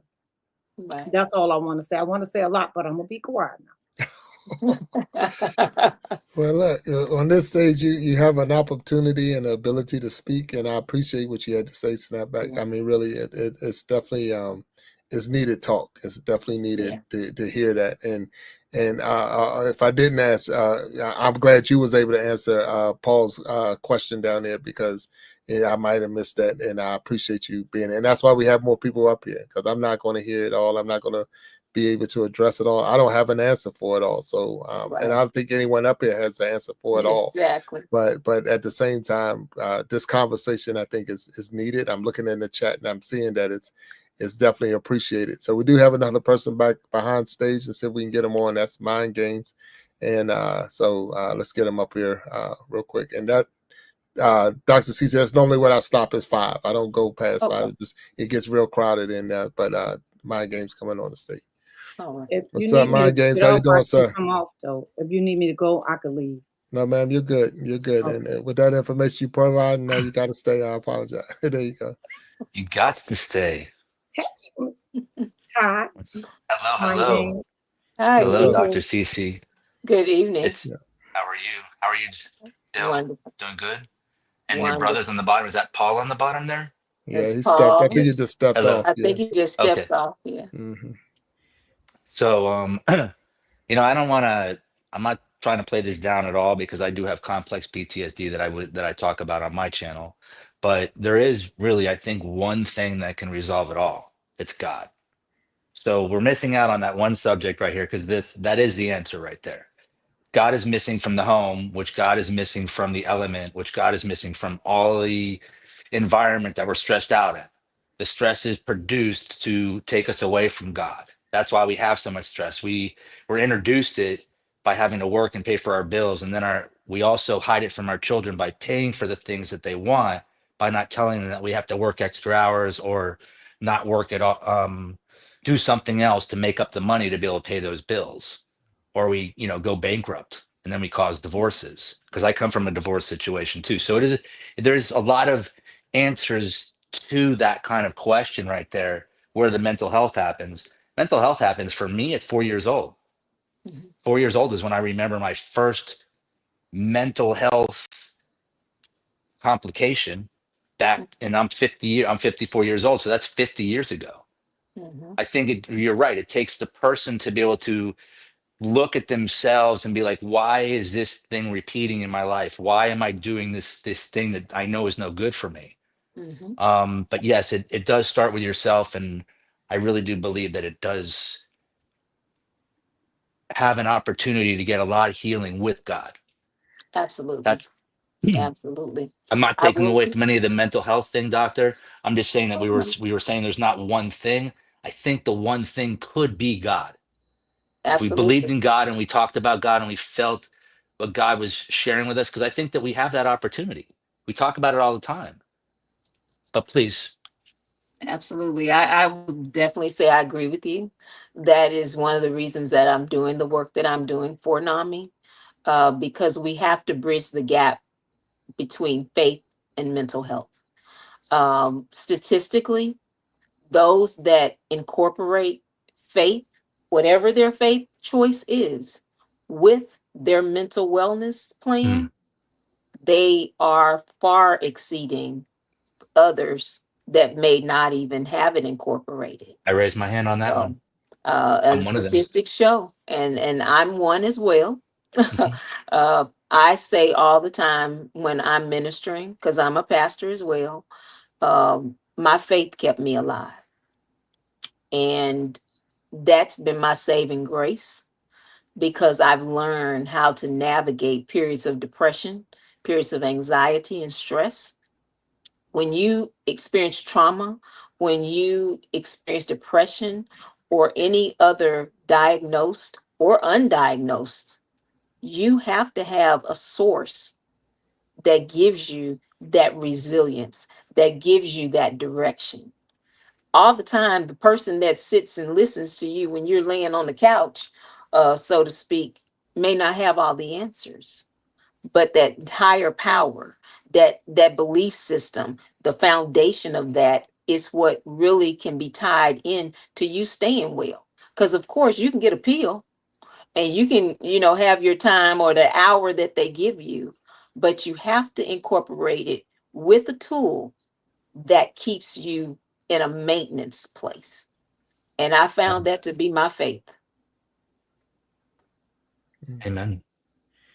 That's I mean, I'd say we definitely, Dr. CC, we, without a doubt, I know when we first started talking about this and coming on the show, this wasn't the angle and this wasn't the direction. Yes. It's a needed direction, and I'm glad that you came on and was open and the work that you're doing.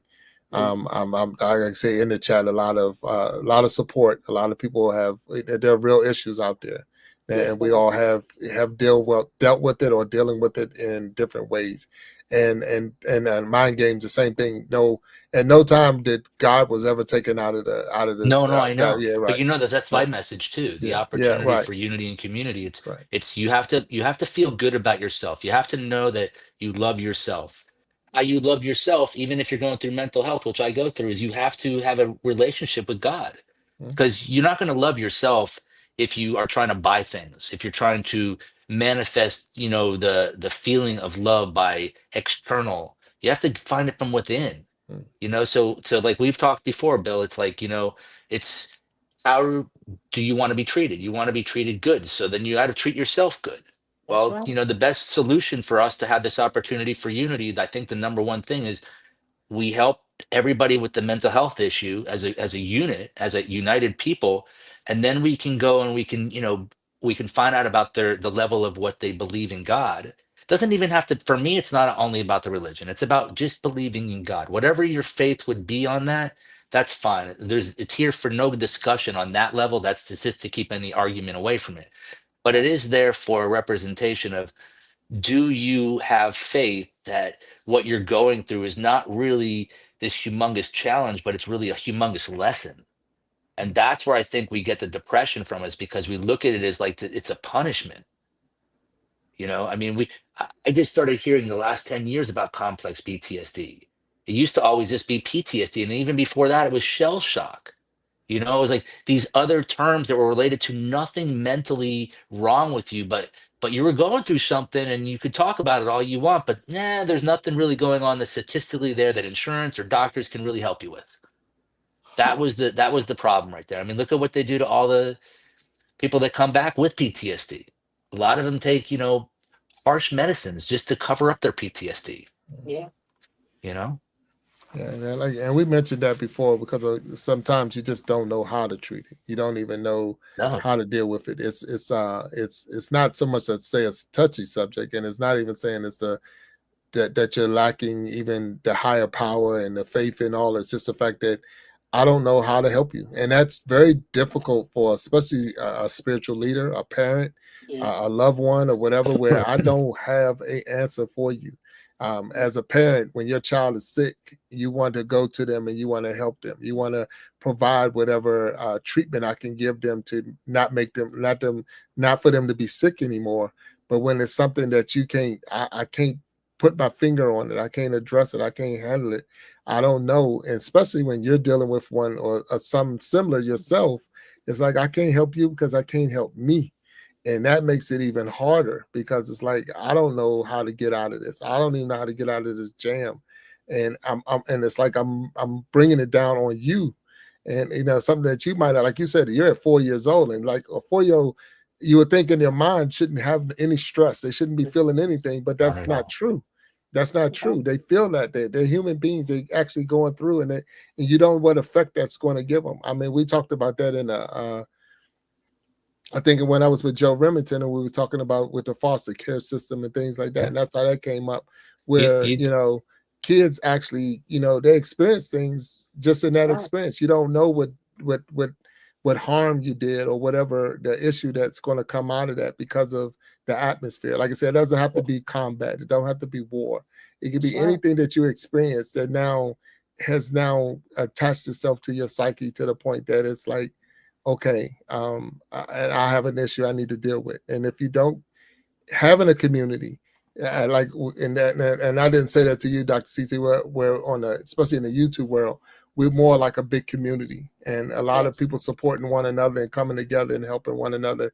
Yeah, growing your channel, but if someone had a real issue, I Right. would hope that that same person will be able to come to me with that issue, not just a content creation thing, not I'm about building my apologizing. channel. I apologize again, okay, for the Yeah. shirt.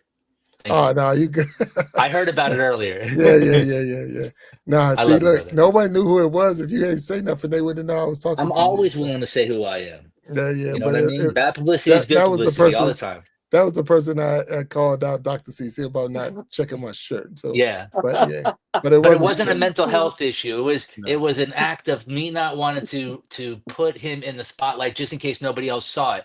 But happened to Right. be that I think that most people saw it, and Anisha is the only one that asked it. But this was after a while already. Like I just try to keep quiet because I didn't want to bring attention to something, Mm-hmm. just because it didn't really look out of place. It didn't, but it looked enough out of place in my mind that it did look like that. But it did look like that in other people's minds too, I guess. So I will always say, as soon as I see something, I'll say Mm-hmm. something to Big Jack without a But doubt. now, but think about it. What you just said about the shirt is what Hmm. we were saying all the time about even the mental health, The the mental, mental health. Well, if that's what you it's see about. something, right? If you see something, if you Yeah. see, and like you say, you don't, the thing is, reward in the open and maybe correct in behind. Let me take you off stage. Let me take you and let me have a conversation with you. Let me Mm-hmm. see. Just because it might not be what you think. Like you said, it was just a shirt. But if I did have something going on and you took me off to the side Right. or whatever and say, hey, I noticed this or whatever, and is there anything I can do?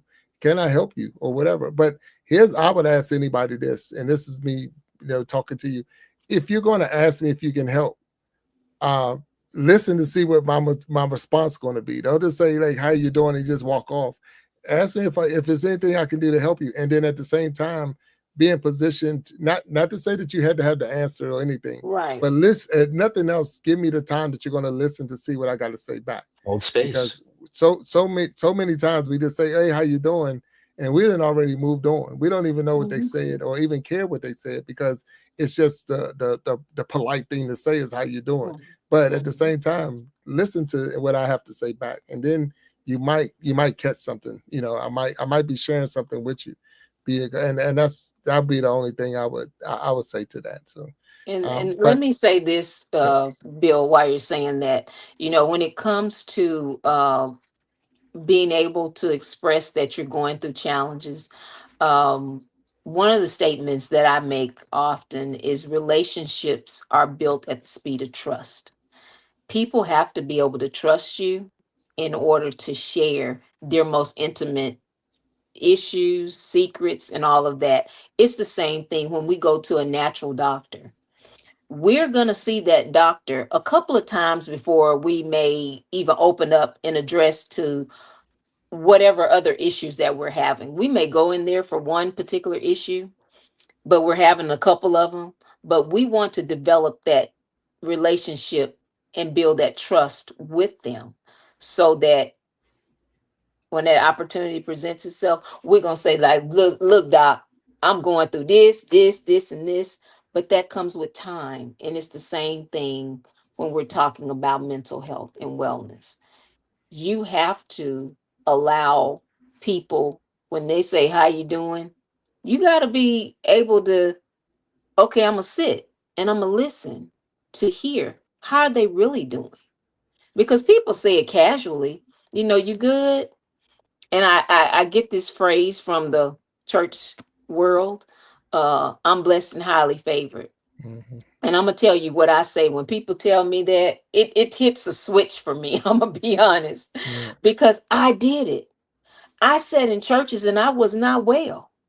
I sat in churches on the pew, got up in the pulpit and preached, and I was not well. I was hurting on the inside.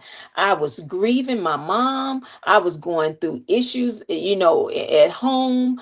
It was not good. But Mm. I gave that response because you know what, inside? I said, they really don't care to know what's going on with me. And Mm. if I just tell them I'm blessed and highly favored, and I'm looking like it on the outside, because that's the thing when we're talking about mental health and wellness, people can look the part. I could show up with the hair, and the makeup, and Mary Kay, Maybelline, and Mac, and I'm looking perfect and I'm looking pristine. But on the inside, I am struggling. And this is where we're trying to move from, where we allow people a safe space where they can be honest and say, I know I go to church. I know I serve in the choir. I know I'm preaching sermons on Sunday, but I need some help because I'm struggling over here. And Mm. it be normal that I can get some help and still do all those wonderful things. Mhm. So when I say an advocate, I used to have a conference called Removing the Mask. Mm. And I started that in my home, literally. And there was such an overwhelming response from people that were members of my church at that time. And they came and supported and they were a part because people want realness. People want to have that safe space to be transparent so they can be healthy and whole. And that's really what it's all about. Are you a safe space? Are you a safe resource? And can you really help me? And do you really care? Because when you show people that you care, that changes the whole atmosphere of Right. everything when Right. dealing with people. Yeah, that is so true. Yeah, and that's the biggest thing. Is it's definitely, just to say that I care. I actually do care. I'm concerned with where you are right now, and I want the best for you.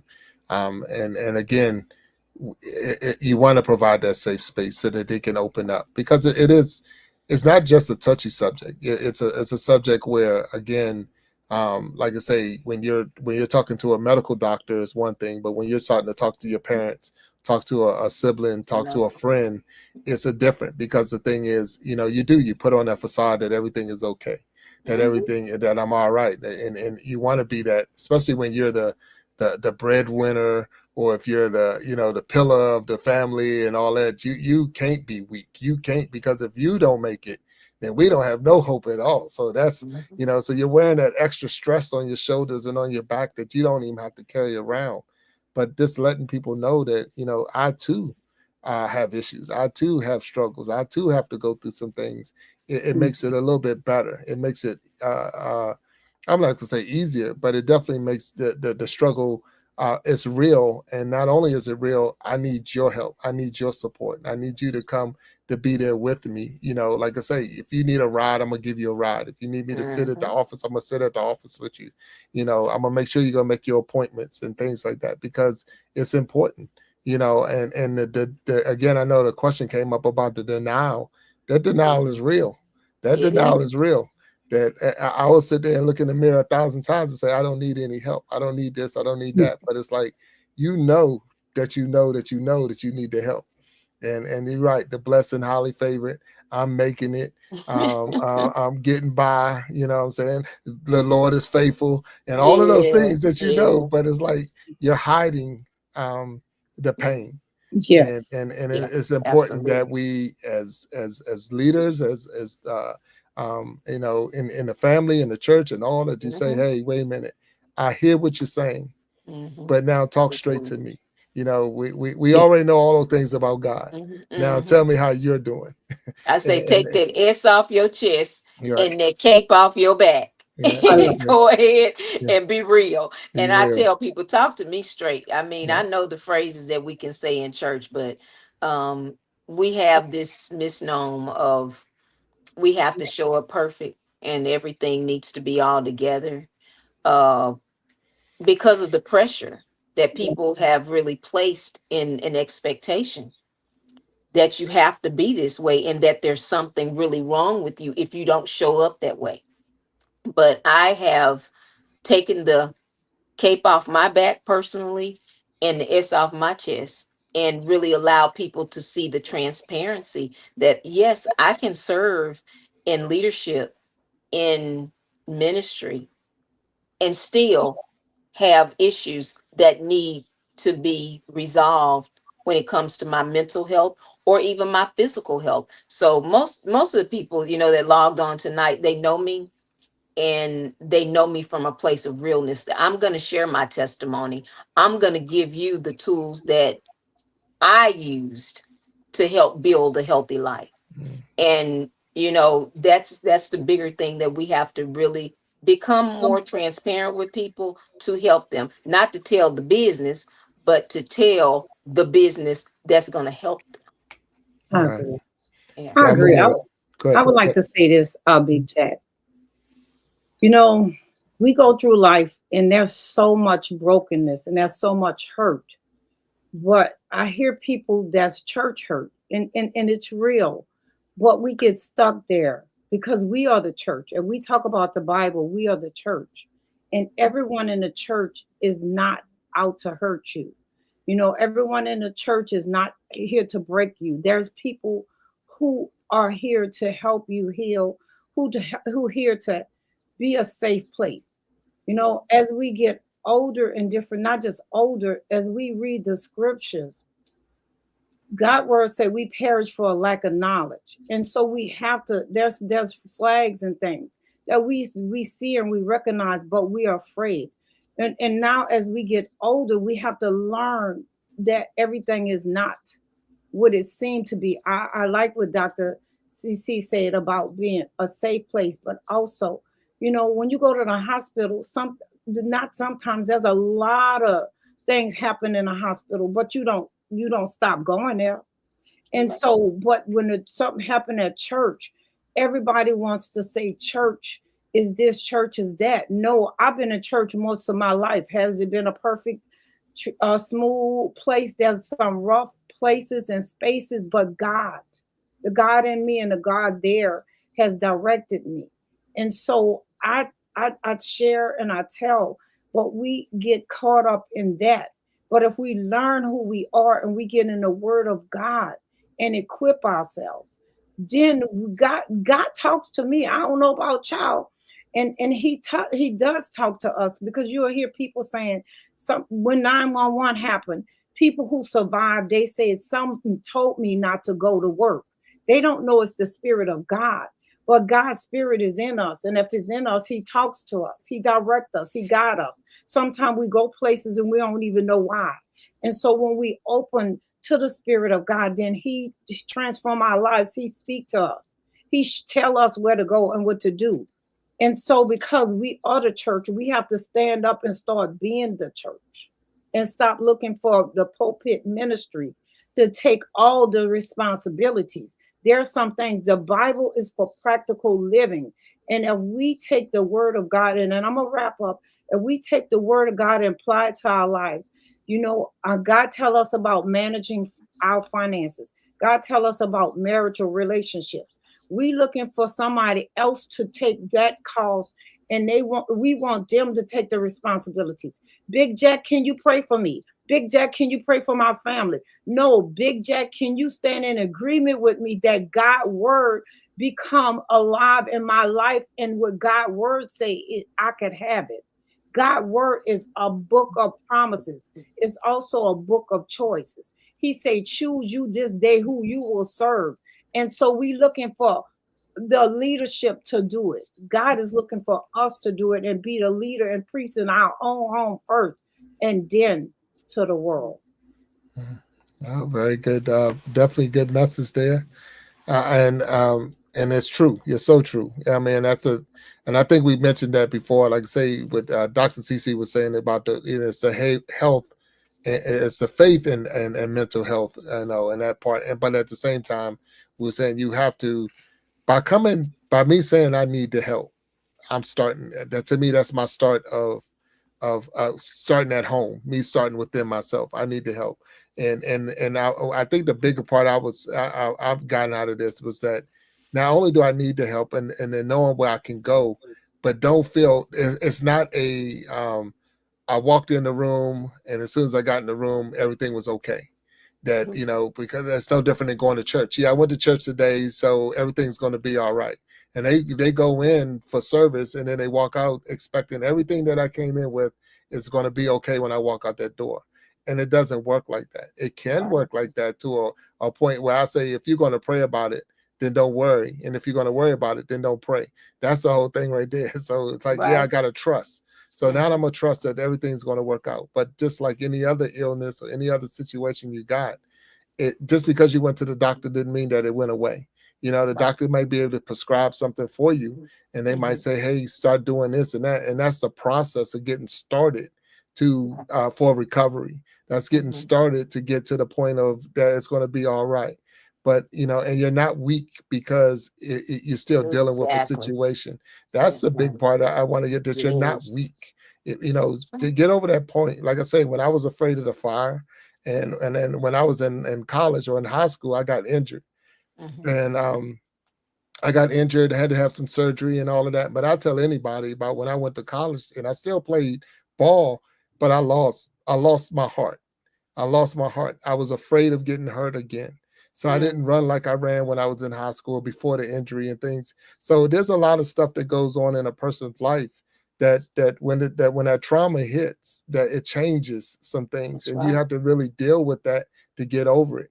It could be an abusive relationship. It could be a car accident. It could be an injury. It could be, and whatever it is, but there's a process.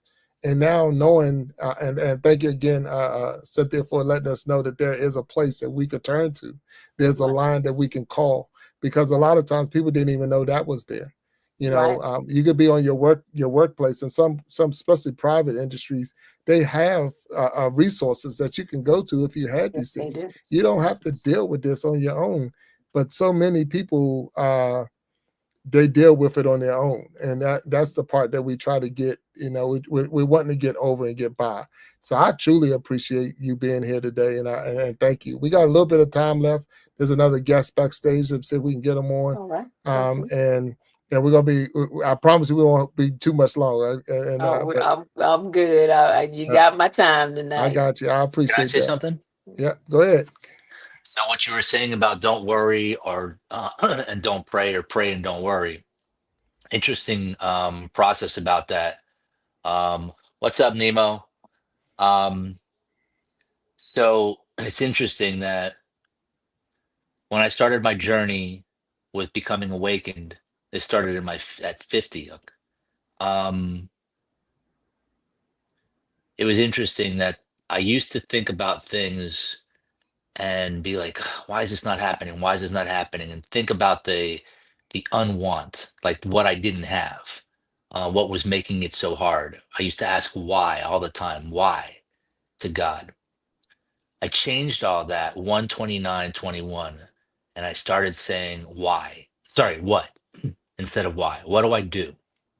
What is my act that I need to do to get a better process going in my life? What are the mistakes I need to figure out?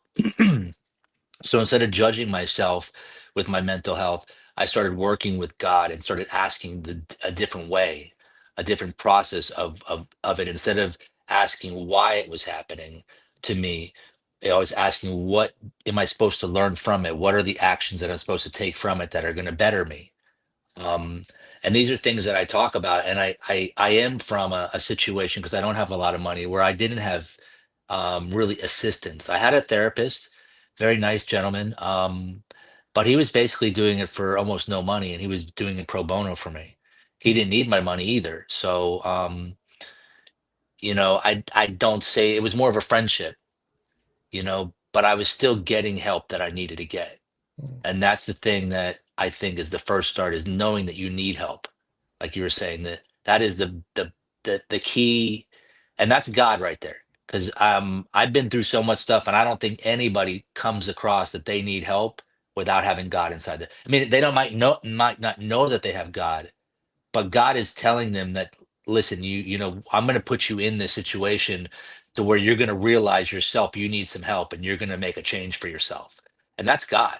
That's not you talking to yourself and saying, oh yeah, I need, because you talking to yourself in a good way is different than what you've been talking your whole life, getting in your bad situation.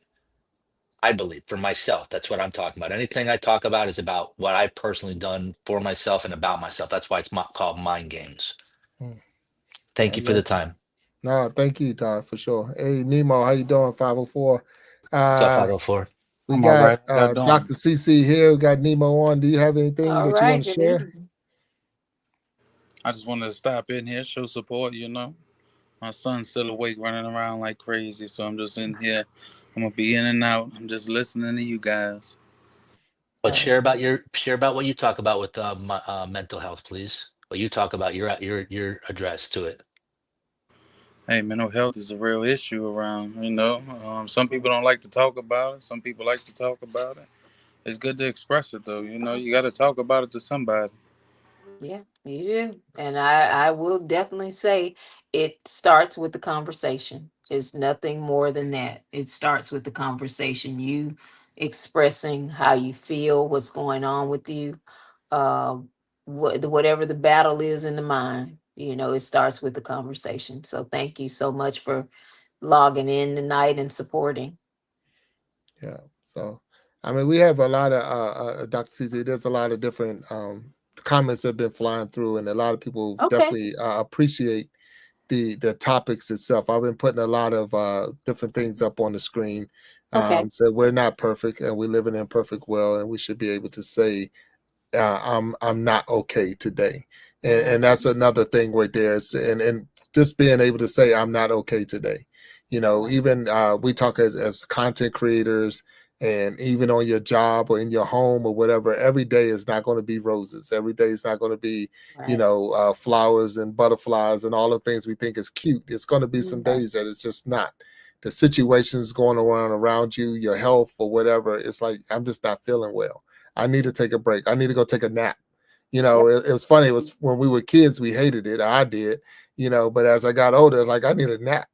But when you was a kid and said you take a nap, you fought that thing. You didn't want nothing to You do with fought, that. But when I got older, it's like, hey, I need to take a nap, because sometimes you need that. You need to be able to step away and say, hey, this is real. This is something that I need to address, and I need to get some rest in this and that, because it is causing undue other issues that I didn't want. I didn't want it at all, but I didn't even know I was having these other problems until the stress got on me.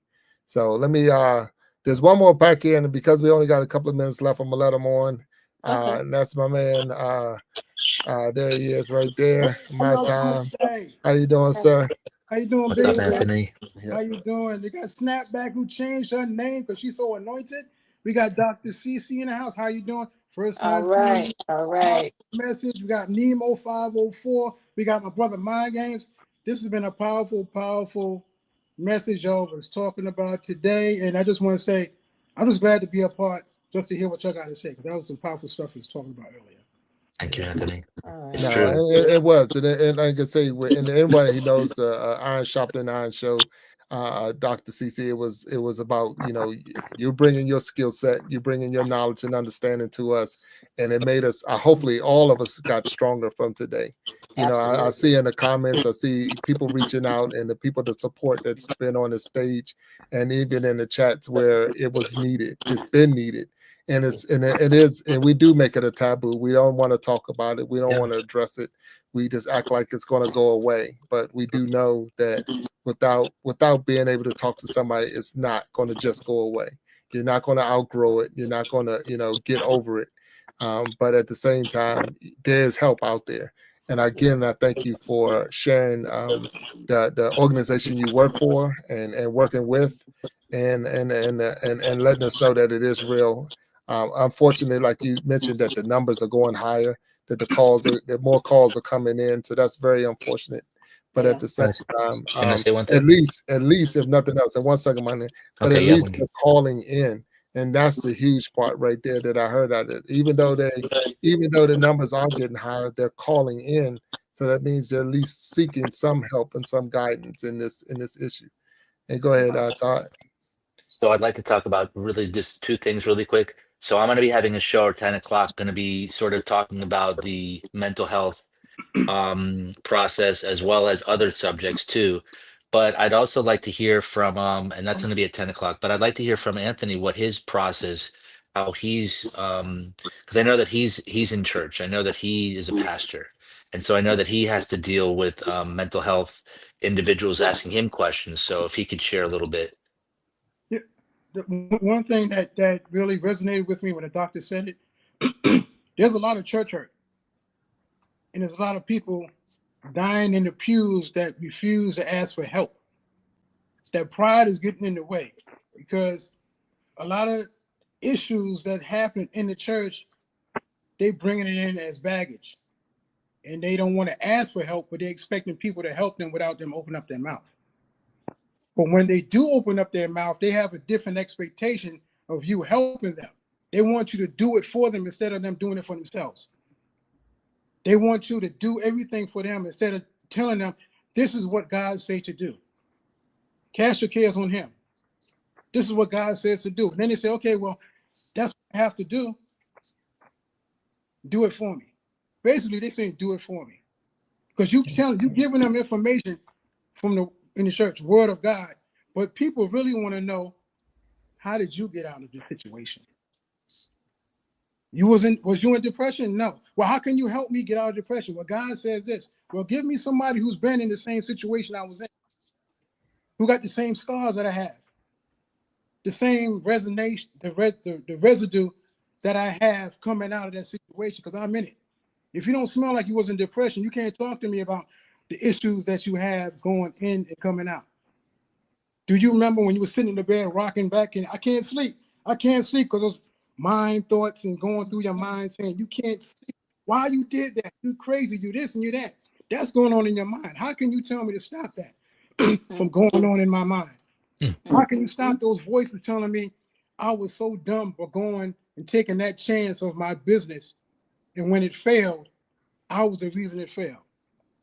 How can you teach somebody or tell somebody how to overcome those situations if you've never been in? You can give God's Amen. word all you want, but the person's going to resonate with that person who's been through that situation, who came out with the same scars, and they can see the same scars that they have, saying, well, I can listen to you because you went through what I went through or going through, and you came out. I'm going to listen to you instead of listening to the pastor, because the pastor is going by what he think God telling him. But you can tell them exactly how to come out because you came out. Because we come out by the blood of the Lamb and the word of a testimony. And if you got a testimony of coming out of depression, you can tell somebody who's in it, who might be going through it, how to come out. So everything that was said today, everybody got a part to help somebody either going in, who's in it, or coming out, how to deal with that situation. So I was in depression because of some challenges in the business I had, trying to help my family get to another level. But for certain things that I've done that I shouldn't have done, growing too fast, lost over $100,000. Well, I really didn't lose it. It was a learning lesson, but at the time, it's like, man, I could have done so much more with it. But the depression came in. I couldn't sleep, rocking back and forth. Why did I do it? Why did I should have listened. Oh man, I'm stupid. I'm this and that. But going to church, smiling, but crying on the inside, Yeah. walking around, crying on the inside, but smiling, helping everybody else. But still, those thoughts when you come home, when you're going to bed at night, man, you could have done so much more. Why didn't you listen to God? Why are you this and why are you that? And then you finally get to sleep. As soon as you open up your eyes, the same voice. Why did you do that? You know you dumb, you stupid. You could have done so much more. If you can tell somebody how to overcome those thoughts just to go to sleep at night, don't you think that's more powerful than you stand on a pulpit? God's going to do this. Yes, God's going to do it, but you got to have a part of doing it. That's what I want to say tonight. It's not a sermon, but I just want to help somebody No, who no, has you're right. It's all about this, the effort. Yeah. this stuff Yeah. is real. Yeah. And people Yes. saying, oh, man up. Yeah, I'm a man up. But right now, I feel like a child because I can't sleep at night. Can you help a brother out? Yeah. Yeah. So Yep. So we gotta be real in the church and out of church. Like the doctor said, you can't be man on the pulpit and you're bleeding too. Yep. yeah. You gotta take off that So F in your chest and put on the blood and say, I need help. Even from the pulpit, I need help. But we put everybody on the pulpit. I know that everybody wants to go. Can I ask one quick question? Because I've heard this twice already tonight. uh, Um, Everybody knows here pretty much that I'm Jewish and I also go to church. I've for the first time heard twice church hurt. Can I ask, is that something about false prophecy? Is that church members being false prophets and not talking from their own experience, but talking from just the word of God? No. Yeah. From What is my that? What is that? What does church hurt mean, if you don't mind me asking? wait, Todd, because you're getting ready to get into a whole different subject Oh, now. okay, no, okay, So okay. Sorry, yeah, sorry, yeah, sorry, yeah. sorry, sorry, sorry. So I don't, I don't need to. we're I gonna don't need to. bring that one We up don't in need a to. We don't need different to. Thank you. I just heard it uh, twice tonight. That's why, yeah, Big Jack. and I we was can asking. definitely talk about it. But Dr. CeCe, I want to definitely recognize and honor your time. I So thank you so much, Dr. CeCe. yeah. So we're at that hour. We're definitely crossed that hour that we were in the definitely the after show.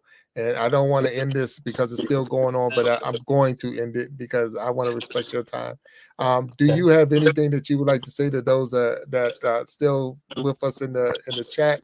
And I'm gonna turn the stage over to you and only you, and we're gonna end the show on that. Okay. And I appreciate everybody that came on. Snapback, Mind Games, Anthony, My Time, Nemo 504. Definitely thank y'all for coming up on the stage with us today for the after show. Everybody that's in the comments and in the chats over there, thank you for being here. We're going to turn it over to Dr. CeCe, and we're going to end the show with your final thoughts, and I appreciate it. Absolutely. It has been a pleasure and an honor for me to be a part tonight of this conversation, much needed conversation surrounding mental health and faith. I know this was initially not the direction that we even thought the show would go in, but because of life, People need a resource and a lifeline to be able to learn to navigate through this daily. And it's been a pleasure to be able to have the commentary and just discuss the issues surrounding mental health and faith. And moving forward, if anyone desires to get in touch with me after the show, I am in social media world, as I say. You can find me on Facebook under Dr. CeCe or Cynthia E. McKnight.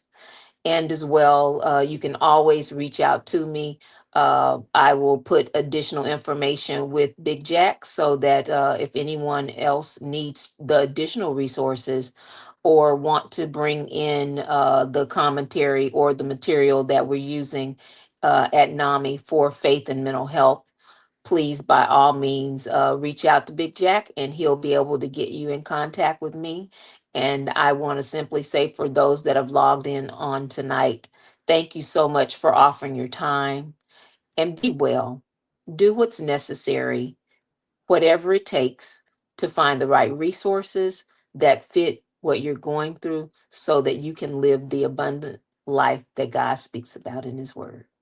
Have a good night, everybody. All right. Thank you, Dr. CeCe. And again, thank you for your time. Thank you for everyone that was here. This is the end of the Iron Sharpening Iron after show.